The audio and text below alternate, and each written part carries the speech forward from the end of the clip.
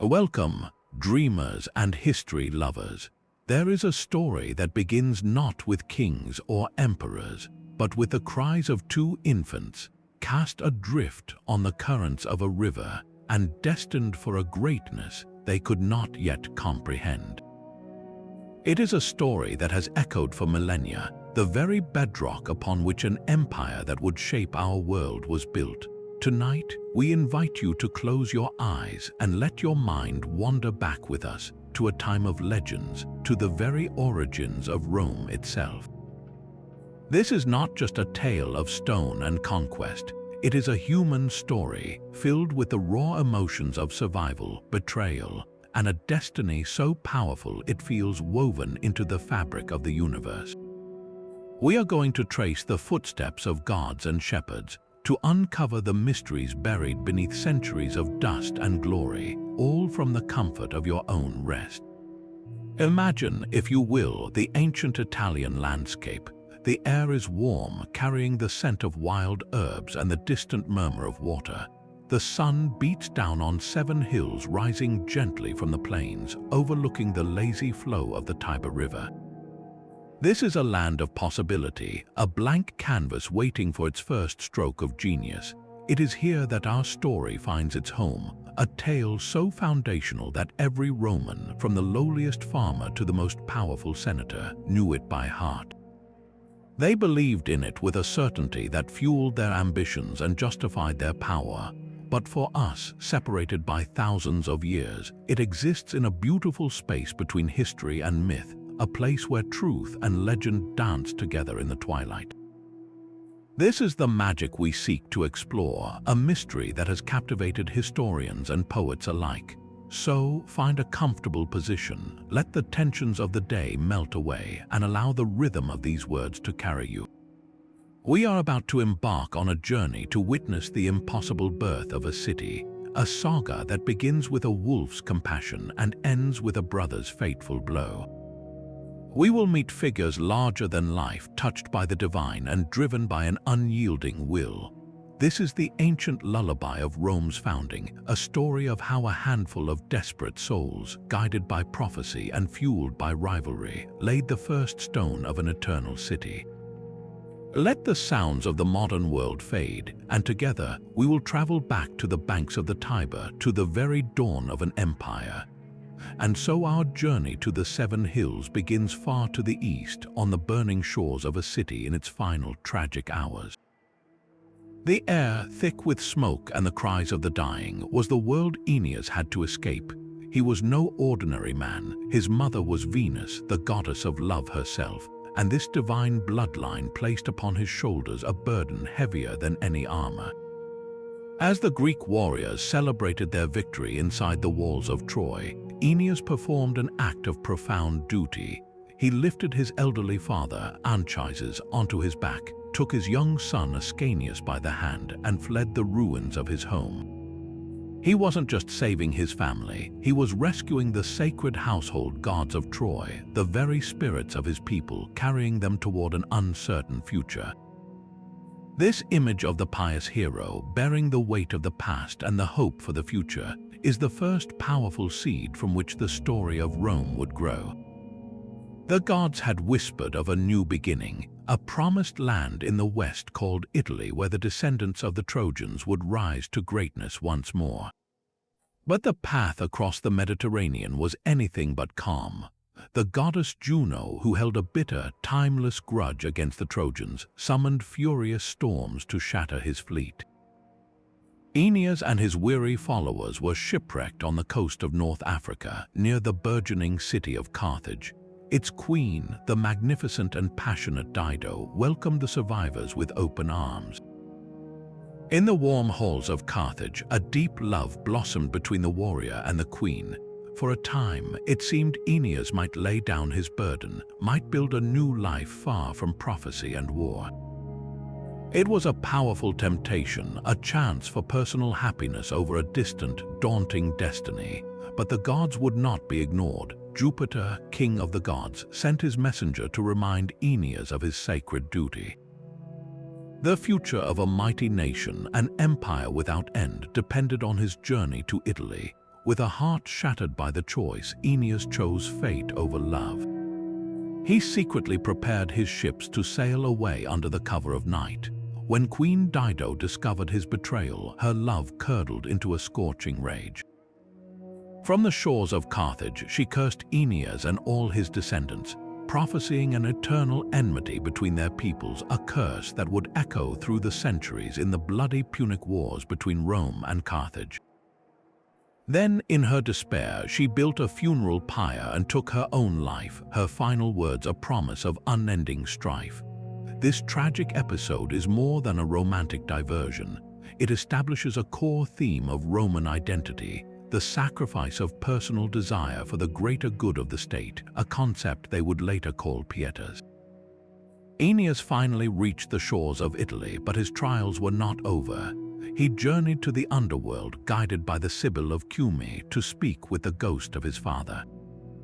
There, in the shadowy realm of the dead, Anchises showed him a breathtaking vision of the future. He pointed to a long, glorious parade of souls waiting to be born, the great heroes and leaders who would one day build Rome. Aeneas saw the faces of kings, senators, and generals stretching out for centuries, all stemming from his bloodline. This prophetic moment connected the fall of Troy directly to the rise of Rome, providing a divine justification for its future power. It wasn't just a city that was being promised, it was an empire destined to rule the world. Fortified by this vision, Aeneas pressed on, eventually reaching the region of Latium, where he would have to fight one last war to secure a place for his people. He won the right to settle, married the local king's daughter, Lavinia, and founded the city of Lavinium. His son, Aeneas, would later leave to establish the city of Alba Longa, from which many generations later, the twins Romulus and Remus would be born. The long, arduous journey of the pious hero was complete, setting the stage for the more visceral, earthbound drama that was about to unfold on the banks of the Tiber. After the heartbreak of Carthage and the profound vision in the underworld, the shores of Latium must have seemed like a final, blessed refuge for Aeneas and his weary band of Trojans. This was not an empty land, however. It was a kingdom with its own rulers, customs, and delicate political balances. The king of this region was the aged Latinus, a descendant of the god Saturn, who ruled from his city of Laurentum. He had a single daughter, Lavinia, and her future marriage was a matter of great importance for the entire kingdom. For some time, the most prominent suitor had been Turnus, the fierce and proud king of the Ruculi people. An alliance with Turnus seemed a natural and powerful step for the Latins, but fate, as it so often does in these stories, had other plans. King Latinus, troubled by strange portents, visited an oracle. There he received a prophecy that was both clear and unsettling. He was not to marry his daughter to any man of Latium. Instead, Lavinia was destined for a foreigner, a stranger from across the sea whose arrival would signal the founding of a new race destined to rule the entire world. This divine warning placed Latinus in an impossible position, torn between the immediate political realities of his kingdom and the terrifying weight of a celestial decree. So when Aeneas and his men, looking every bit the hardened seafarers they were, arrived at the mouth of the Tiber River and sent a peaceful embassy to the king, the prophecy must have echoed loudly in Latinus's mind. Here was the foreigner, seeing in Aeneas the noble bearing and divine favor that marked him as the prophesied hero. Latinus welcomed him and, believing it was the will of the gods, offered Lavinia's hand in marriage. This decision, of course, could not stand unchallenged. To Turnus, it was not just a personal insult but a profound betrayal. He had been the expected groom, and his honor and political ambitions were now publicly trampled. His rage was stoked further by the goddess Juno, who had never relinquished her hatred for the Trojans. Seeing an opportunity to destroy Aeneas through a proxy war, she sent one of the Furies, the goddess of vengeance, to inflame the situation. The Fury took the form of a bird and swooped down, stirring conflict between the Trojans and the Latins, making a peaceful resolution impossible. What followed was a brutal and costly war, a conflict immortalized by the poet Virgil in the latter half of his epic, the Aeneid. It pitted the battle-hardened Trojans and their new Latin allies against the united forces of Turnus and several other Italian tribes who saw the newcomers as a threat. The war was not a simple conquest. It was a tragic necessity, a bloody foundation upon which a new people would be built. Aeneas fought not to obliterate the Latins, but to secure a place for his people alongside them, to fulfill the destiny shown to him by his father.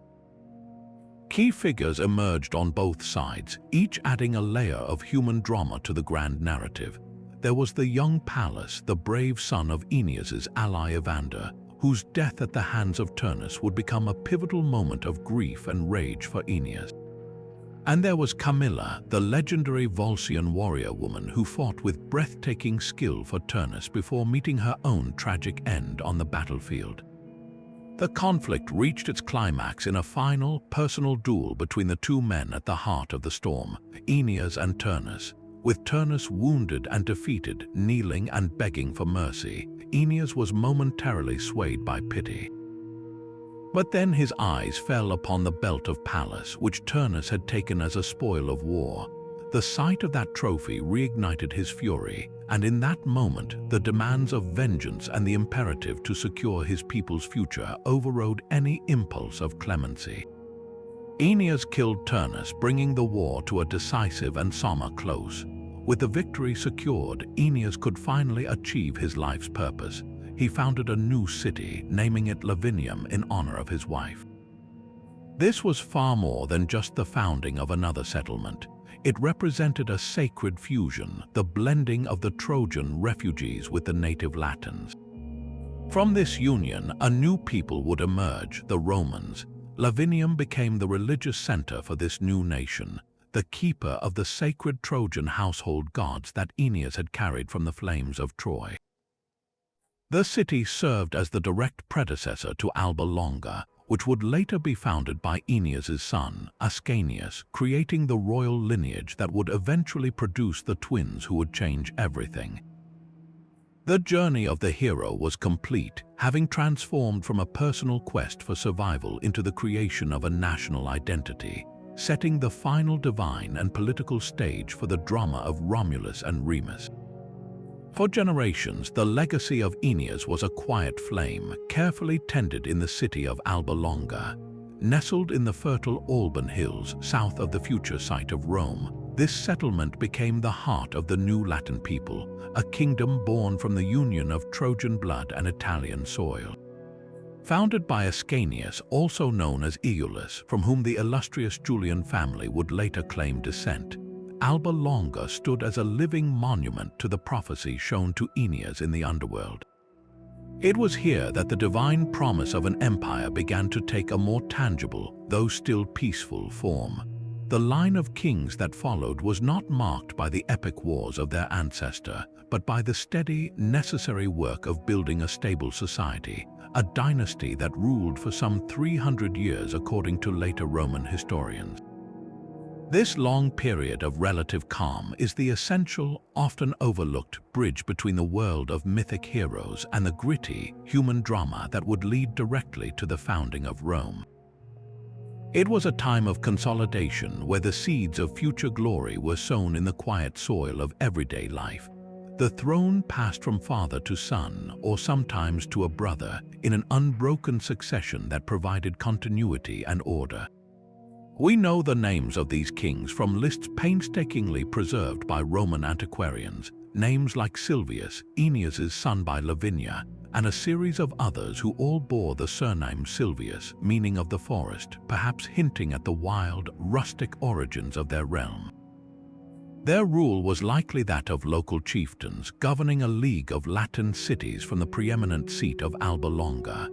They oversaw religious festivals, settled disputes, and managed the land.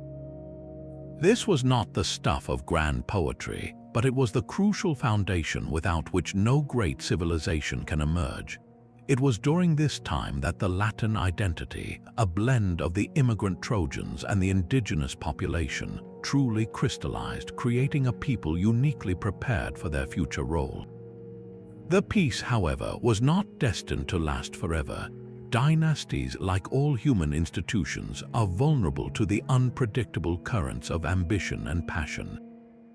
The tranquility of Alba Longa was finally shattered during the reign of King Procas. When Procas died, he left the kingdom to his two sons, Numitor and Amulius.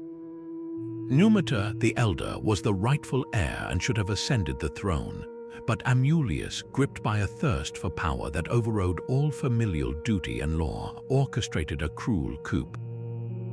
He violently deposed his brother, seizing the crown for himself. To secure his illegitimate rule, Amulius knew he had to eliminate any threat from Numitor's line. He had Numitor's son murdered, removing a potential avenger. Then, turning to his brother's daughter, Silvia, he devised a plan he believed would neutralize her without making her a martyr. He forced her to become a Vestal virgin, a priestess of the goddess Vesta, sworn to a life of celibacy for 30 years. This was a cunning, brutal strategy. By dedicating Silvia to the goddess, Amulius effectively imprisoned her within the temple, ensuring she could bear no sons who might one day challenge his stolen throne. He believed he had cleverly extinguished the legitimate line of succession, securing his power through a facade of religious piety. But fate and the gods had a different design. The story takes its most famous and miraculous turn here. While performing her sacred duties near the sacred grove along the Tiber River, Silvia was visited by a divine presence. The most common and powerful version of the tale tells us that the god Mars, the fierce and powerful deity of war, found her there. From this union between the mortal princess, the last hope of the true royal line, and the immortal god of war, a double destiny was conceived. Silvia became pregnant and gave birth to twin boys. Their names would echo through history, Romulus and Remus. The birth of these twins was not just a personal tragedy for Silvia, who would face terrible punishment for breaking her vows, but a direct challenge to the usurper king. It was the moment the prophecy, dormant for centuries, reawakened. The blood of Aeneas and the divine power of Mars had combined, creating two infants in whom the entire future of a city and an empire now resided. The peaceful bridge of generations was behind them. The turbulent river of foundation lay ahead. The tranquility that had long blessed the kingdom of Alba Longa was now a distant memory, replaced by the cold grip of Amulius's fear.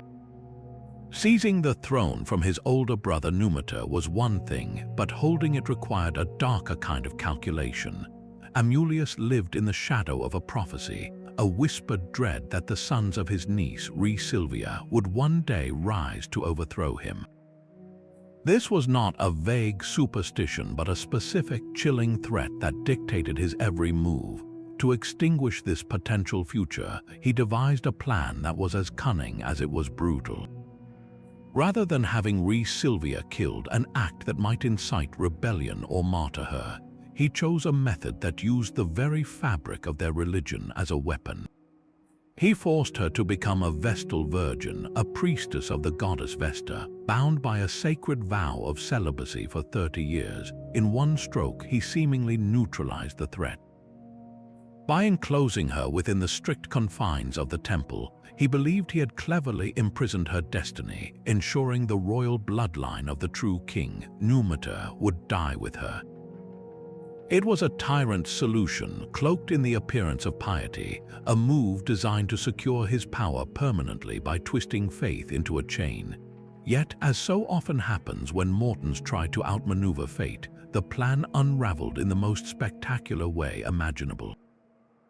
The gods had their own designs, and the thread of destiny proved stronger than any human scheme.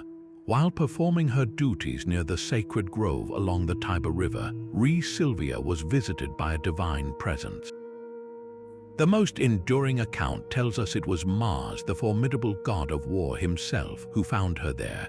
This was no chance encounter, it was a moment of profound significance.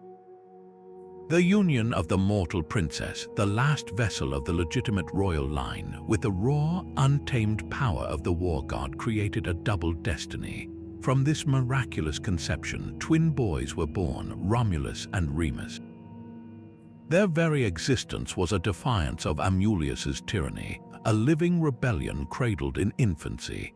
The blood of Aeneas, the pious hero, now mingled with the divine essence of Mars, creating a foundation of unparalleled strength for the city that was to come. The king's attempt to choke off the past had instead summoned a future more powerful than he could possibly have imagined. The birth of the twins, however, spelled immediate danger for their mother. The violation of a Vestal virgin's oath was a crime against the state and the gods, punishable by a horrific fate. In some versions of the story, Sylvia was executed on the orders of her vengeful uncle. In other, slightly more merciful accounts, she was simply imprisoned, left to languish while her children were taken from her. The focus of Amulius's rage then shifted to the babies themselves. Here, the usurper faced a dilemma. To slaughter infants openly might be seen as an act of such barbarity that it would turn even his supporters against him. Perhaps superstitious fear also stayed his hand. To kill the direct offspring of Mars was to risk divine retribution, so he chose a method that allowed the river itself to be the executioner. He ordered the twins to be placed in a trough or a basket and set adrift on the swollen, unpredictable currents of the Tiber River. It was a passive form of murder, a way to let nature take the blame.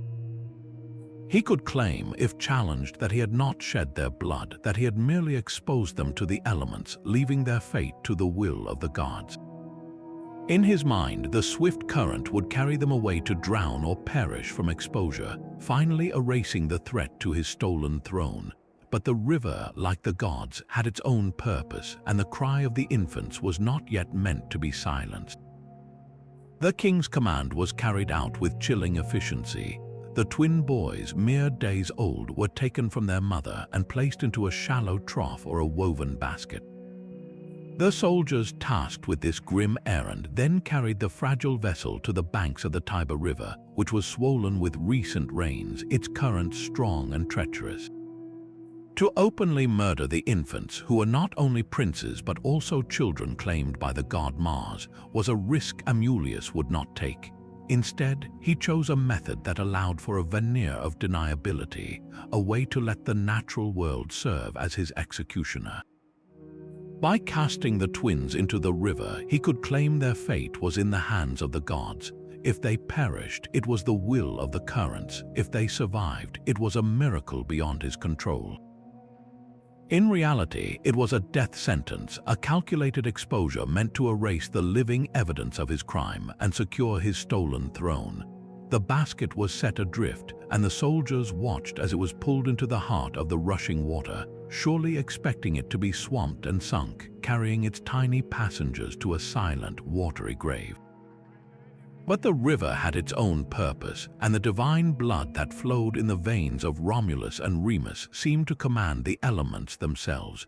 The story takes its most iconic turn here, a moment so deeply etched into Roman identity that it became the symbol of the city itself. Instead of being dashed against rocks or swallowed by the depths, the basket containing the twins was gently caught by the receding floodwaters and deposited onto the muddy shore at the base of the Palatine Hill. They were left there, vulnerable and crying, in a wild and desolate spot known as the Lupercal. This was no gentle meadow, it was a place of wilderness, home to all manner of creatures. Their cries, however, did not go unanswered. The most famous and enduring figure of the entire myth now enters the story, a she-wolf, a lupa. Drawn by the sound, she approached the helpless infants. Yet, instead of seeing them as prey, a remarkable instinct took over.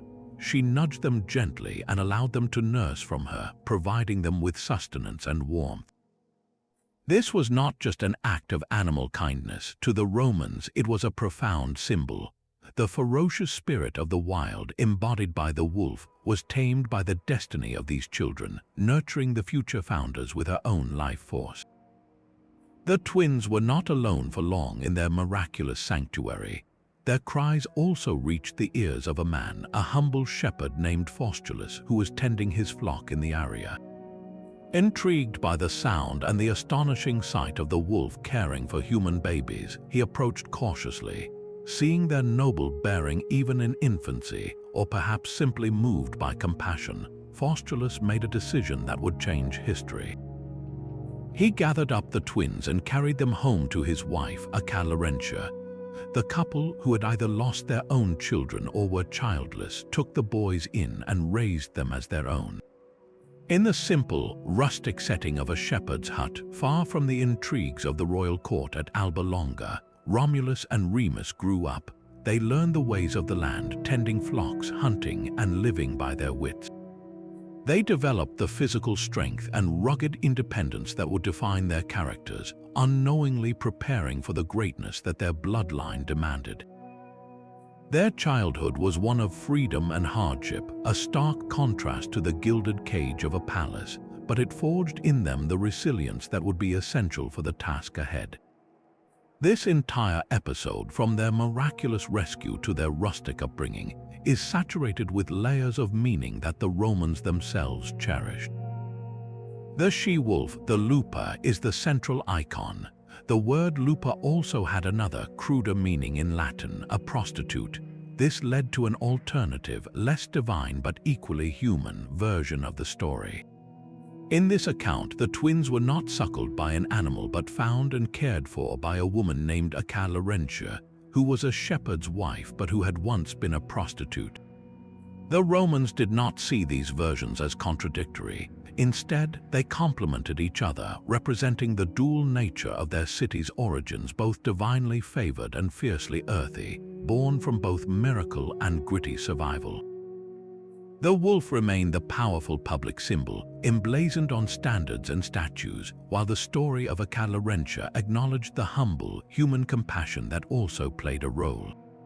Together, these narratives created a foundation myth that was both awesome and accessible, a story that could inspire awe in the grandeur of the gods while also celebrating the simple virtues of the common people who would become the backbone of the Roman state.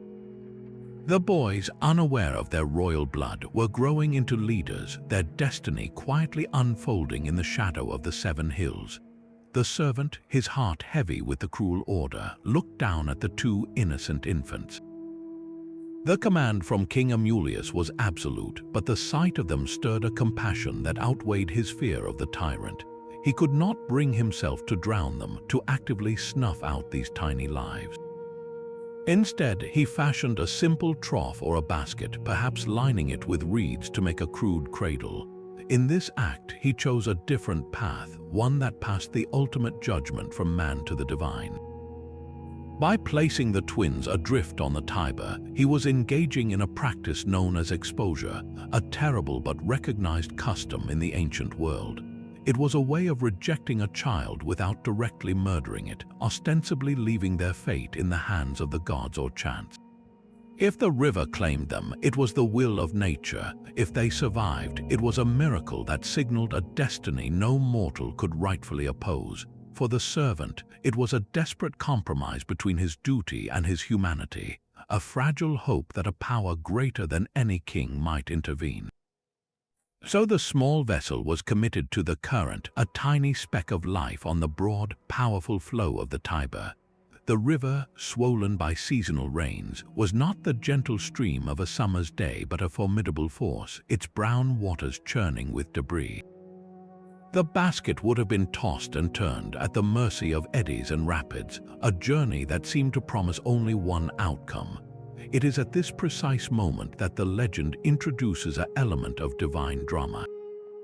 Some accounts suggest a storm began to gather, the sky darkening as if the heavens themselves were protesting the injustice. The twins, wrapped in whatever scant cloth they had, would have been cold, hungry, and terrified by the tumult. This image is profoundly powerful. The complete vulnerability of the founders, their entire future, a future encompassing legions, senators, and an empire that would straddle the known world balanced on the integrity of a few woven strands, bobbing precariously toward an unknown shore. It is the ultimate cliffhanger, a moment where history itself holds its breath. Yet the very forces that seemed destined to destroy them became the instruments of their salvation. The rising floodwaters, rather than dragging the basket under, behaved in an almost purposeful way. As the storm subsided and the river began to recede, the current gently nudged the little craft away from the deepest channel. It was carried not toward the sea, but sideways, washing ashore in a quiet, marshy area at the very foot of the Palatine Hill, a place later known as the Lupercal. This was a grove sacred to the god Pan, a wild and untouched spot where water met land in a tangle of fig trees and reeds. The basket came to rest in the mud, perhaps caught by the roots of an ancient fig tree called the Ficus ruminalis, a tree that would be revered for centuries as part of the sacred landscape of Rome's birth. The violent journey had ended in an unexpected sanctuary, a tranquil backwater that would become the heart of the world's greatest empire. The cries of the infants, once drowned out by the river's roar, now pierced the quiet of the grove, a sound that would summon a most unlikely savior. And so the river, having served as both a threat and a guide, relinquished its tiny charge. The basket, carried on the ebbing current, came to a soft stop, its bottom grating against the muddy shore, caught securely by the gnarled, submerged roots of a wild fig tree. This was no ordinary tree. It would later be revered as the Ficus ruminalis, a living monument to the very spot where the city's fate was decided. The place was the Lupercal, a grotto at the base of the Palatine Hill, a wild and sacred space untouched by human cultivation. Here, in the sudden silence broken only by the chirping of insects and the rustle of leaves, the infants' cries echoed with a new urgency. They were cold, hungry, and utterly vulnerable in this strange new world of mud and root and shadow. It was this sound, the universal plea of abandoned young, that pierced the stillness of the grove and reached the ears of a creature who called this wilderness home. A she-wolf, a lupa, emerged from the undergrowth. To any observer, the scene would have spelled certain doom, the powerful predator, driven by instinct, approaching two defenseless babies. But what happened next defied all natural expectation. The wolf, instead of seeing them as prey, was drawn by a different impulse altogether. She sniffed the air, her powerful body tense with curiosity, and then she nudged the infants gently with her muzzle.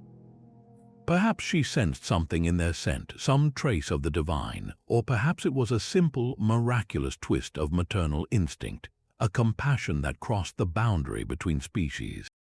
She lowered her body, offering them the warmth of her fur and, most famously, her milk. The twins, responding to this unexpected comfort, suckled, drawing life and strength from the very embodiment of the wild.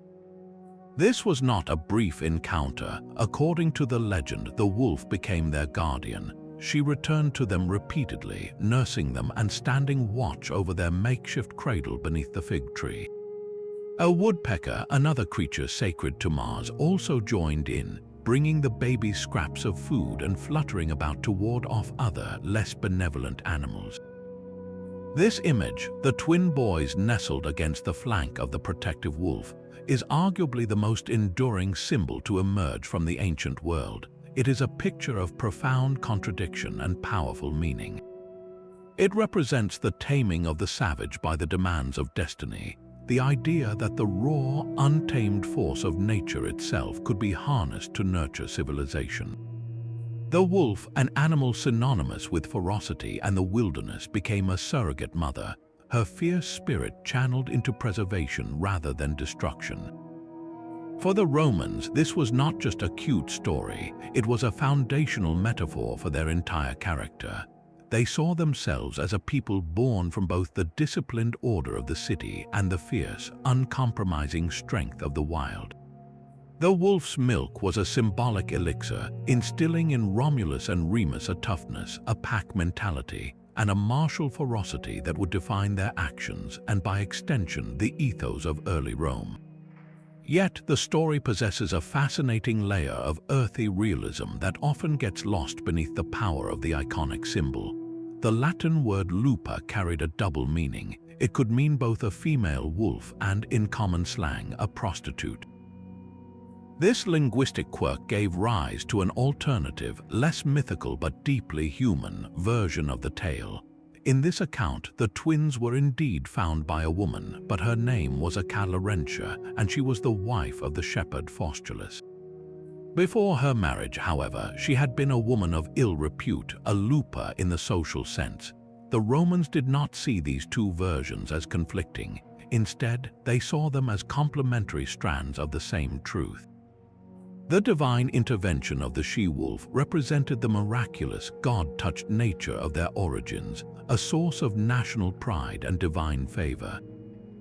The story of Lavinia, on the other hand, grounded the myth in a relatable reality, acknowledging the humble, human compassion that also played a crucial role.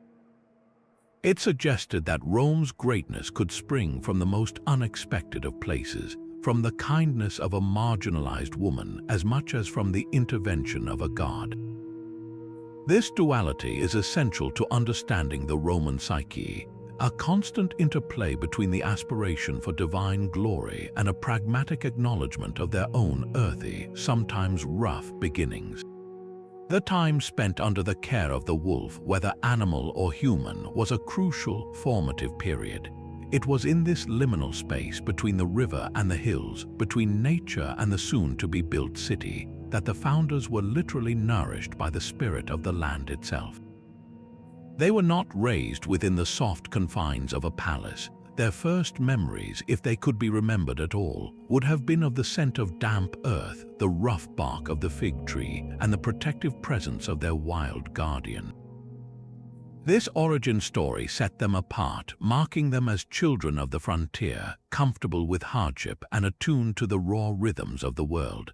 It forged an identity that was resilient, resourceful, and deeply connected to the very soil upon which they would one day build their walls. The wolf's gift was not just survival, it was an indelible imprint of strength, a primordial bond with the power of the Italian wilderness that would fuel their ambition and shape the character of the city for centuries to come. The legend tells us that the twins' cries did not go unheard for long. Their miraculous survival under the care of the wolf was witnessed by a man named Faustulus, who served as the chief shepherd for the very king who had ordered their death. It is a profound irony that the man employed by Romulus would become the instrument of the twins' salvation. Faustulus, seeing the she-wolf tenderly caring for the infants, understood that he was witnessing something beyond the ordinary, an event touched by the divine. He waited until the animal had left, then cautiously approached the muddy bank. Looking down at the two boys, he saw in them a noble bearing that seemed out of place in the wild grove. Compelled by a mixture of awe, compassion, and perhaps a shrewd understanding that these children were marked by fate, he made a decision that would alter the course of history. He gathered them up carefully and carried them home to his wife, Lavinia.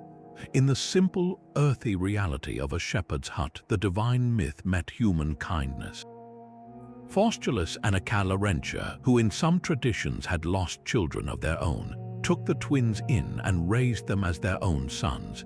They named them Romulus and Remus, and in the safety of this humble home, the boys were given a second birth, this time into a world of human love and labor.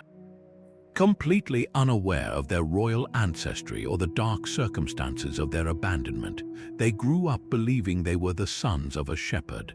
Their childhood was spent on and around the Palatine Hill, one of the 7 hills that would later form the heart of Rome. This was not a gentle landscape, it was a rugged frontier, a place where life was earned through hard work and constant vigilance. They learned to tend flocks, to hunt with simple weapons, to track animals through the dense woods, and to defend their livestock from predators and thieves. It was an education in survival, forging in them a physical toughness and a deep, practical understanding of the land they would one day claim. But their lineage and inherent nature would not remain hidden for long. Even as youths, Romulus and Remus exhibited natural qualities of leadership that set them apart from their peers. They were not content merely to follow the flocks. They displayed a boldness and a strategic mind that drew others to them. They became the natural leaders of the young men in the region, shepherds and hunters who looked to the twins for direction and inspiration. Their adventures were not childish games but training exercises for the challenges to come.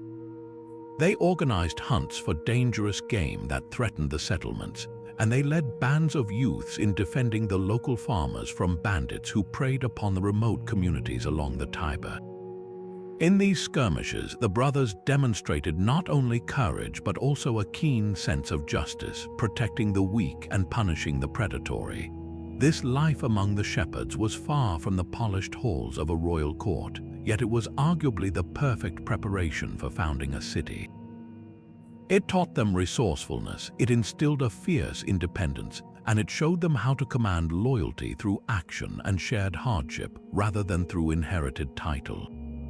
They were learning to build a community from the ground up, their authority earned through competence and courage long before they ever knew it was their birthright. Life among the shepherds was a world of rough justice and territorial disputes, and the growing reputation of Romulus and Remus inevitably brought them into conflict with the established order. The pastures they roamed with their adoptive father Faustulus were technically under the domain of the king in Alba Longa, the usurper Amulius. The king's own shepherds, perhaps jealous of the twins' influence or following orders to control the frontier, began to challenge them. Skirmishes over grazing land and stolen livestock became common, a low-level war that mirrored the greater political struggle none of the young men yet understood. It was during one of these clashes that fate intervened in a dramatic and personal way. Remus, fighting with his characteristic boldness, was overwhelmed, captured by the king's men, and dragged in chains back to Alba Longa to face judgment before Amulius himself. The charge was likely banditry, a fitting accusation for a prince raised as a rustic outlaw. This confrontation in the royal hall was a collision of two worlds. On one side stood the illegitimate king, Amulius, seated in stolen splendor, his power built on the betrayal of his own family. Before him stood Remus, a young man in shepherd's garb, his hands bound but his posture defiant, radiating a natural authority that his simple clothes could not conceal.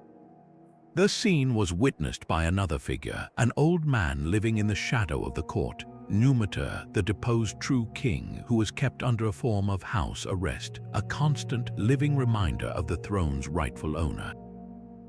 As Numitor observed the prisoner, he was struck not by the charges but by the young man's appearance. Remus's age aligned perfectly with the timeline of his grandchildren's supposed death. There was a nobility in his features, a proud bearing that seemed hauntingly familiar, echoing the line of Silvius kings from which Numitor himself descended. A spark of wild, desperate hope ignited in the old king's heart. Sensing the gravity of the moment, Numitor requested to question the prisoner privately, away from the ears of his brother the usurper.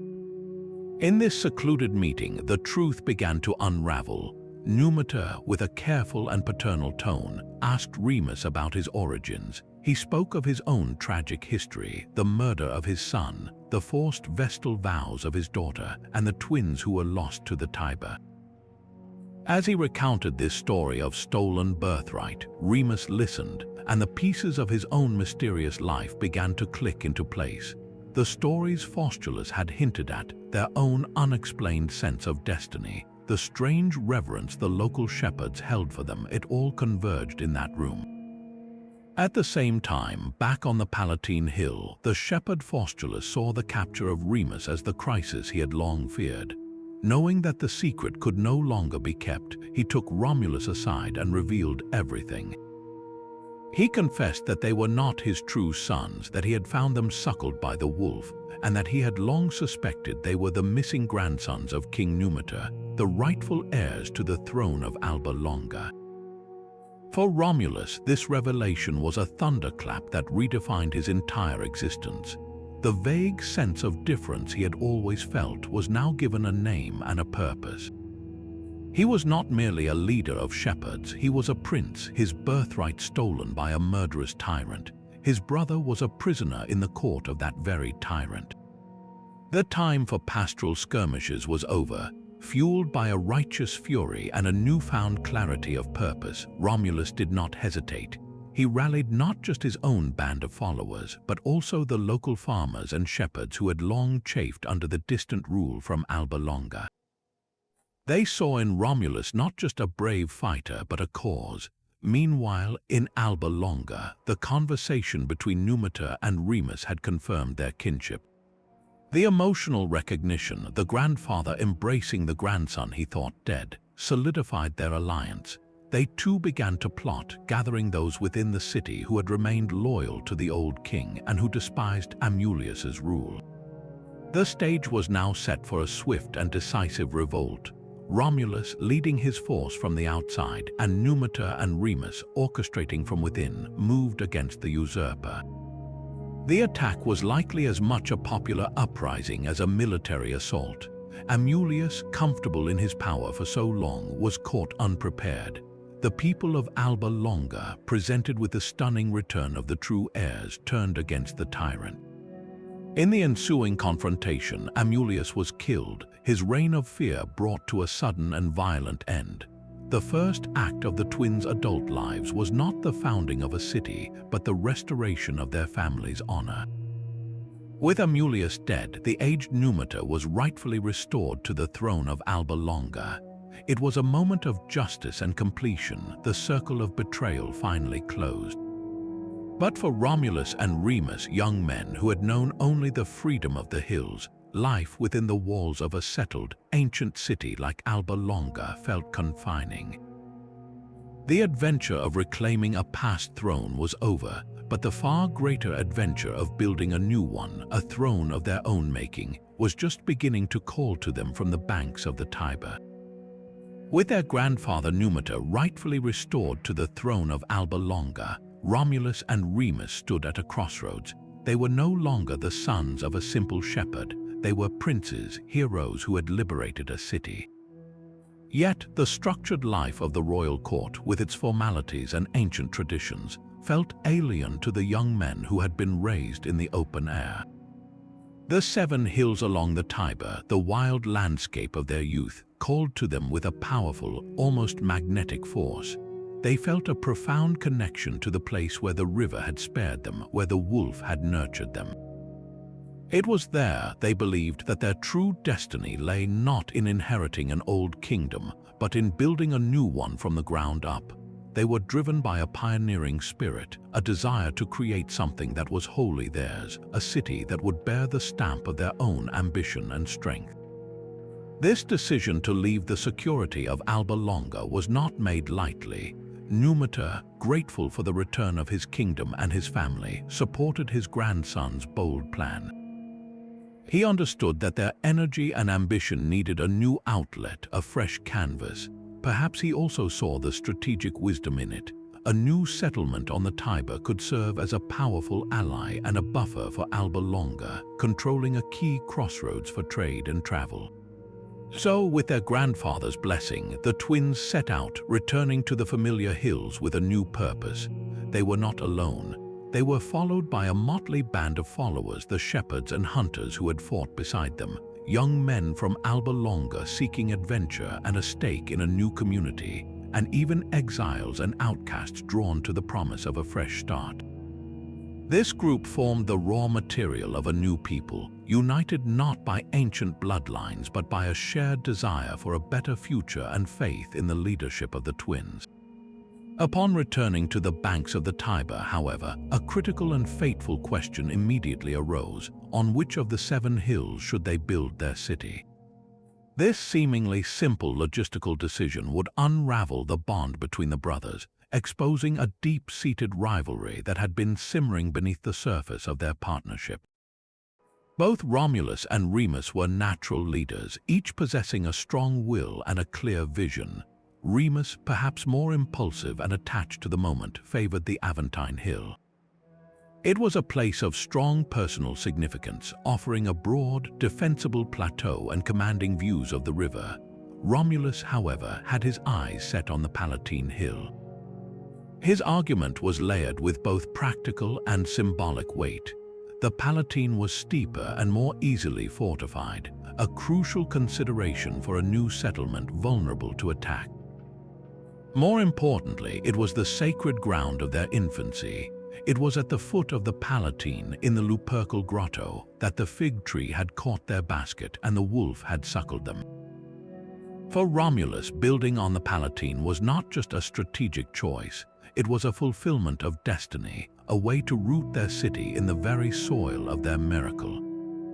With neither brother willing to yield, they turned to the ancient and respected method of seeking a sign from the gods, augury. This practice involved carefully observing the flight patterns of birds, interpreting their number, species, and direction as messages from the divine will. It was a way to remove human pride from the decision and place the ultimate judgment in the hands of the gods themselves. The brothers agreed to separate and each take a sacred space on their chosen hill to watch the skies. Remus stationed himself on the Aventine while Romulus climbed to the summit of the Palatine. The tension must have been palpable as their followers watched and waited, the future of the entire enterprise hanging on the behavior of a few birds. After a period of silence, a cry went up from the Aventine. Remus had seen his sign first. 6 vultures, powerful birds sacred to Jupiter, flew overhead. His supporters erupted in celebration, declaring this a clear and potent omen of divine favor for his sight. But the contest was not over. Just as the cheers for Remus began to fade, a new commotion arose from the Palatine. Romulus, standing watch, saw a flight of 12 vultures. The number was significant. 12 was a complete and sacred number, and it doubled the omen granted to his brother. Romulus and his followers declared this the superior sign. The gods had not merely favored Romulus, they had granted him a more profound and abundant blessing. An intense argument immediately broke out between the two camps. Remus's side argued that since their omen had appeared first, it held precedence. Romulus's supporters countered that the larger, later omen superseded it. The debate over the interpretation of the signs was more than a theological dispute. It was a power struggle, a clash of egos between two men who were no longer just brothers but rivals for the foundational glory of a city. The augury, intended to provide a clear resolution, had instead deepened the conflict, setting the stage for a tragedy that would forever mark the birth of Rome. The return to the 7 hills was a homecoming charged with ambition. This was the landscape of their miraculous infancy, the rugged terrain where they had learned to lead, and now it was to be the blank slate for their greatest endeavor. The band of followers who gathered around Romulus and Remus, a mix of shepherds, adventurers from Alba Longa, and men seeking a new life, looked to the twins for direction. But the unity that had served them so well in overthrowing Amulius began to fracture over a question that was both deeply practical and intensely personal. The very geography of the place presented a choice, and for two men of such forceful character, compromise was not easily found. The question of which hill would serve as the city's foundation was, in essence, a question of whose vision would prevail, whose name would be etched into eternity. Remus felt a strong pull toward the Aventine Hill. From its broad summit, one could survey a sweeping panorama of the Tiber and the surrounding plains. It was a hill that offered space and a commanding presence, a place from which a city could grow outward with room to breathe. For Remus, it may have represented a more open and inclusive vision, a city connected to the river and the trade routes it promised. Romulus, however, was unwavering in his conviction that the Palatine Hill was the only true choice. His arguments were powerful and multifaceted. The Palatine was steeper and more defensible, its sides forming a natural fortress that would be easier to protect from the raids of neighboring tribes. But beyond mere strategy, Romulus was drawn by a profound sense of sacred history. This was the hill at whose base the Ficus Ruminoles stood, where the waters had receded and the she-wolf had nursed them. To build anywhere else would be to ignore the clear signs of divine favor that had marked this specific spot.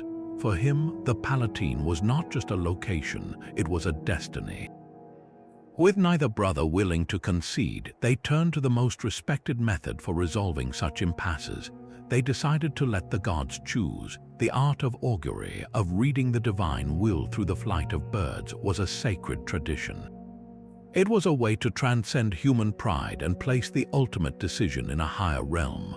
The brothers agreed to separate at dawn, each taking a position on his chosen hill, Romulus on the Palatine, Remus on the Aventine, and to watch the skies intently. Their followers waited in tense silence below, understanding that the future of their community hinged on the patterns of birds in the morning light. The first cry of victory came from the Aventine. Remus's lookout spotted 6 vultures, magnificent birds sacred to Jupiter, flying overhead. His supporters erupted in joyous celebration, declaring the omen clear and potent. The gods had spoken first, and they had spoken for Remus, but the celebration was premature. Shortly after the news from the Aventine reached the Palatine, a shout went up from Romulus's station. He claimed to have seen not 6 but 12 vultures. The number 12 held immense symbolic weight, representing completeness and divine favor. Romulus and his followers immediately interpreted this as a superior sign. The gods had not only blessed their sight, but had done so with a magnitude that doubled the omen given to Remus. This is where the dispute turned from a disagreement into a confrontation. Remus's camp argued that precedence mattered, their sign had come first, and therefore held greater validity. Romulus's side countered that the larger, more spectacular omen was the definitive one. The sacred contest, intended to provide a clear answer, had instead resulted in a bitter stalemate, each brother now armed with a divine justification for his own claim. The personal rivalry was now dangerously intertwined with competing claims of piety and divine right. What happened next is one of the most debated and foundational moments in all of Roman legend.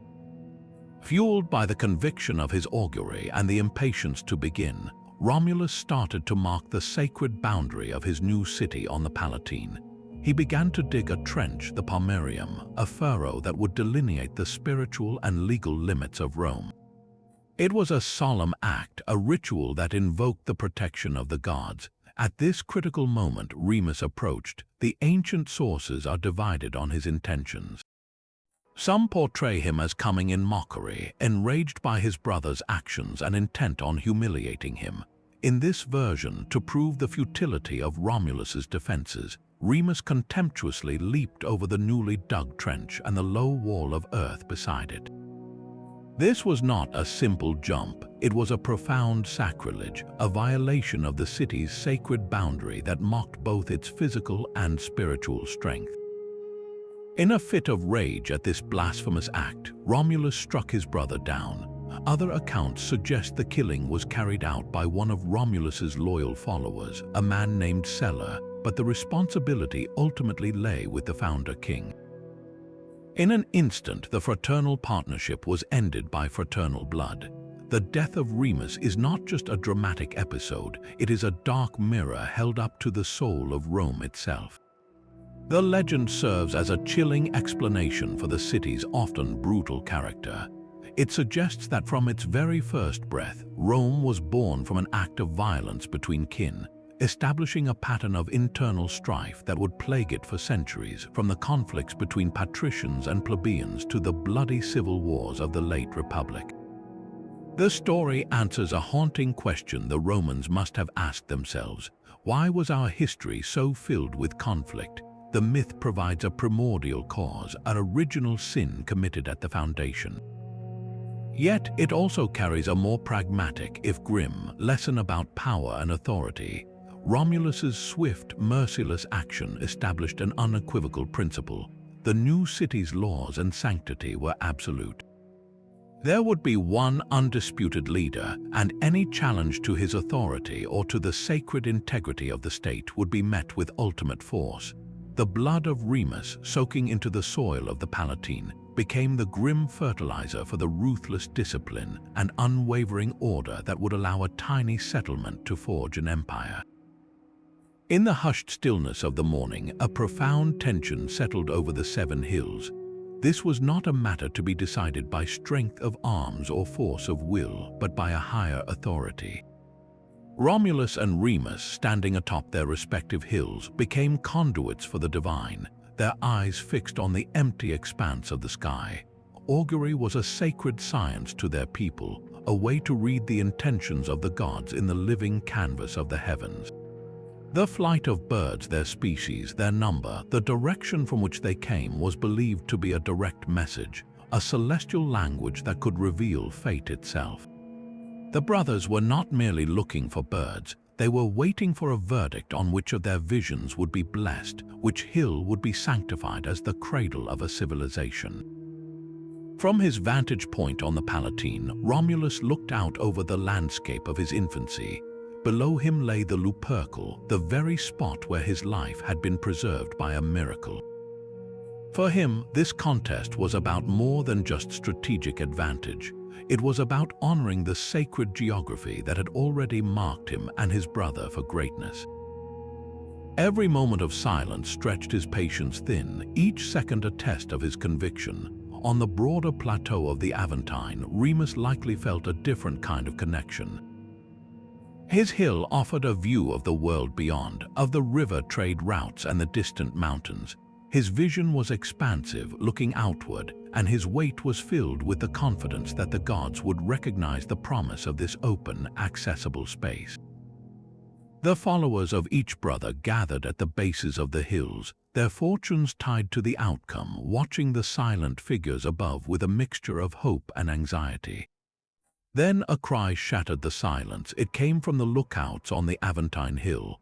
Remus had seen his sign, a flight of 6 vultures sweeping into view.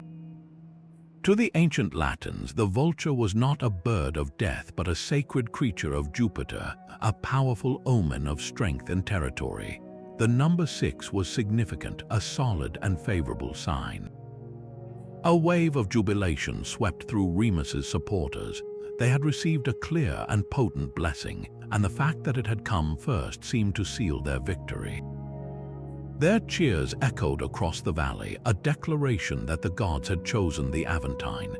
In that triumphant moment, it must have seemed to Remus that his argument had been conclusively won. But the contest was not over. The celebration from the Aventine had barely faded when a new commotion arose from the Palatine. Romulus, steadfast in his watch, now saw a vision of his own. Circling above him were not 6 but 12 vultures. The number 12 carried an immense weight, symbolizing completeness, divine order, and a fullness of power. To Romulus and his followers, this was not just a response to Remus's omen. It was a superseding revelation. The gods had not only blessed the Palatine, but had done so with a magnitude that doubled the sign given to his brother. The supporters of Romulus erupted in their own celebration, convinced that this larger, more spectacular omen was the definitive answer. What was meant to be a clear divine judgment had instead resulted in a bitter stalemate, with each side now armed with a powerful, yet conflicting, claim to divine right. The sacred practice designed to resolve human conflict had instead poured celestial fuel on the flames of their fraternal rivalry. The dispute over the augury was no longer a simple argument. It had become a chasm dividing the fledgling community. Remus and his followers stood firm on the principle of precedence. To them, the gods had spoken clearly and decisively the moment those 6 vultures crossed the sky above the Aventine. The fact that their sign appeared first was not a minor detail. It was the very heart of the matter, proving that divine favor had been granted to their claim in a timely and unambiguous fashion. Romulus's camp, however, saw a deeper truth in the larger number. 12 was a complete and sacred number, representing a fullness of power and a more profound blessing. They argued that the gods had not merely chosen a site, but had anointed it with an abundance of favor, a promise of future greatness that doubled what was offered to Remus. This fundamental disagreement over how to interpret the will of the heavens transformed a sacred ritual into a bitter stalemate, with each brother now convinced not only of his own rightness, but of the other's arrogant refusal to acknowledge a superior truth.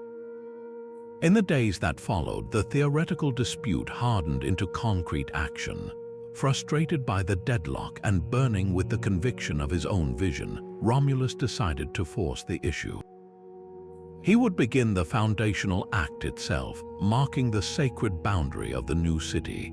Gathering his most dedicated followers on the Palatine, he commenced the solemn ritual of tracing the Pomerium. This was far more than just digging a ditch. It was a religious ceremony that invoked the protection of the city's guardian gods. With a bronze plow drawn by a white bull and a cow, Romulus cut a deep furrow in the earth, defining the line where the future walls would stand. The earth thrown up from the furrow formed a low mound on the inner side, a sacred limit that separated the orderly world of the city, the urbs, from the chaotic wilderness beyond. To cross this boundary improperly was a serious sacrilege, and everyone present understood the profound significance of the act. Romulus was not just building a settlement, he was consecrating a space, creating a new home for the gods as well as for men. It was at this precise moment of high solemnity that Remus arrived. The ancient sources paint a conflicted picture of his intentions. Some suggest he came in a spirit of mocking contempt, enraged that his brother had proceeded unilaterally after the inconclusive augury. In this version, to demonstrate the weakness and absurdity of Romulus's endeavors, Remus deliberately and disdainfully leaped over the freshly dug trench and the low earthen wall.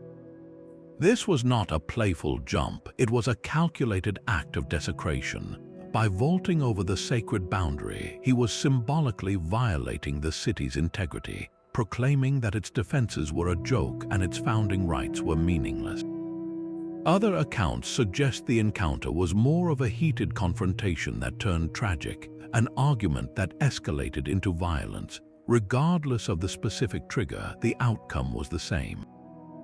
In a flash of primal fury, either Romulus himself or one of his loyal companions, a man named Sella, struck Remus down. The blow was fatal. The blood of the brother soaked into the very soil that was meant to become the foundation of a new community. The death of Remus is the dark, foundational tragedy of Rome, a story that the Romans themselves told with a chilling sense of inevitability.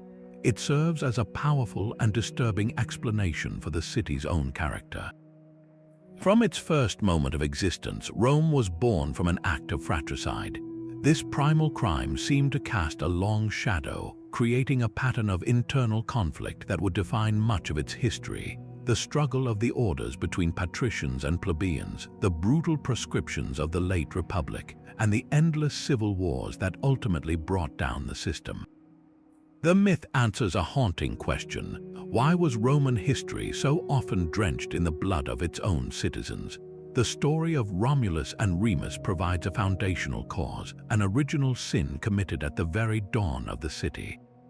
Yet there is also a grim, pragmatic lesson embedded in the violence. Romulus's action, however horrific, established an unequivocal principle. The authority of the state and the sanctity of its laws were absolute. There would be one ruler, and the city's boundaries, both physical and spiritual, were inviolable. The blood of Remus cemented a ruthless discipline, a stark warning that challenges to the established order would be met with ultimate force. It was a terrible price to pay for unity, but it was a price that the legendary founder was willing to pay to ensure his city's survival and future strength. And so, with the divine argument of the 12 vultures burning in his mind, Romulus took action. He would not wait for further debate. The time for watching the skies was over, the time for building had come. Gathering his most loyal followers on the windswept summit of the Palatine, he prepared to perform the most sacred ritual of foundation. A white bull and a cow, symbols of purity and fertility, were yoked to a bronze plow. This was not an ordinary farming tool. It was an instrument of religion consecrated for the purpose of carving a city out of the wilderness. With solemn determination, Romulus gripped the handles and began to cut a deep, continuous furrow in the earth. This trench, known as the Pomerium, was far more than a simple marker for a future wall. It was a magical and legal boundary, a line that would separate the ordered, sacred space of the city, the urbs, from the untamed and lawless world beyond. The earth thrown up from the furrow formed a low mound on the inner side, a physical representation of this divine barrier. Every person present understood the gravity of the act. They were not merely drawing a line in the dirt, They were invoking the protection of the gods, creating a home for deities and citizens alike, a space where Roman law and religion would reign supreme. It was at this moment of high ceremony, with the intent of the entire community focused on the sacred task, that Remus appeared. The sources from antiquity leave us with a haunting ambiguity about his state of mind. Did he arrive in a blind rage, furious that his brother had proceeded despite the contested augury? Or was it a colder, more calculated act of defiance, a public demonstration meant to humiliate Romulus and prove the foolishness of his venture? The most dramatic and enduring version tells us that Remus, filled with contempt, watched his brother's solemn progress. Then, as the plow reached a point near him, he shouted a challenge. To show how feeble these nascent defenses truly were, how easily an enemy could violate this so-called sacred space, he took a running start and leaped with a single, powerful bound over the trench and the low earthen wall. The act was breathtaking in its sacrilege. It was not just a physical jump, it was a symbolic violation of the city's soul. By crossing the pomerium in this disrespectful manner, Remus was desecrating the ritual, mocking the gods Romulus had just invoked, and declaring that the entire foundation was a pointless exercise, vulnerable to the slightest challenge. The reaction was instantaneous and brutal. In the eyes of Romulus and his supporters, Remus had committed an unforgivable crime. He had not merely insulted his brother, he had insulted the gods and endangered the very existence of the fledgling city before it had even taken its first breath. A city whose boundaries could be so easily mocked, they believed, would never stand. It would be an invitation to every neighboring tribe to attack. The survival of the community demanded an absolute, terrifying response. The legends differ on the exact hand that struck the blow. Some say Romulus himself, in a fury of righteous rage, struck his brother down with the same spade used to dig the trench. Others attribute the killing to one of Romulus's most devoted followers, a man named Sella, whose name means swift, suggesting a swift and fatal enforcement of the king's will. But regardless of who wielded the weapon, the responsibility rested squarely with Romulus. The founding act of Rome was now complete, but it was sealed not with a celebration but with fraternal blood. The body of Remus lay on the freshly turned earth, a dark omen for the city that was born from his death. This tragic moment is the cornerstone of Rome's identity, a story the Romans told about themselves with a chilling honesty. It explains so much about their character. From its very inception, Rome was forged in an act of internal violence. The death of Remus casts a long shadow over all of Roman history, serving as a primal explanation for the civil wars, political murders, and relentless internal strife that would plague the Republic and the Empire for 1,000 years. It is as if the city was born with a curse of fratricide woven into its foundations. Yet there is also a grim, pragmatic lesson in the tale. Romulus's action, however horrific, established a fundamental principle that would become a core tenet of Roman ideology. The sanctity of the state and the authority of its leader are absolute. The laws and religious rights of the city are inviolable, and any challenge to them, even from within the family, must be met with ultimate force to ensure the community's survival. The blood of Remus was the terrible price paid for unity, a stark declaration that the needs of the nascent state outweighed the bonds of kinship. It was a heavy legacy, one that would demand a heavy toll for centuries to come. The soil of the Palatine, freshly turned by the sacred plow, now received a far more terrible offering. In that explosive moment, the rivalry between the brothers reached its devastating conclusion. Whether it was a spontaneous surge of fury at the sacrilege or a cold, calculated act to establish an unchallengeable authority, Romulus ended the life of his twin. The most famous account has him delivering the fatal blow himself, uttering a chilling declaration that would echo through Roman history: "So perish whoever else shall leap over my walls." This was more than a threat, it was the articulation of a foundational principle. The new city would be defined by an absolute, non-negotiable sovereignty. Its boundaries, both physical and spiritual, were inviolable, and the penalty for their violation would be death, regardless of the transgressor's status.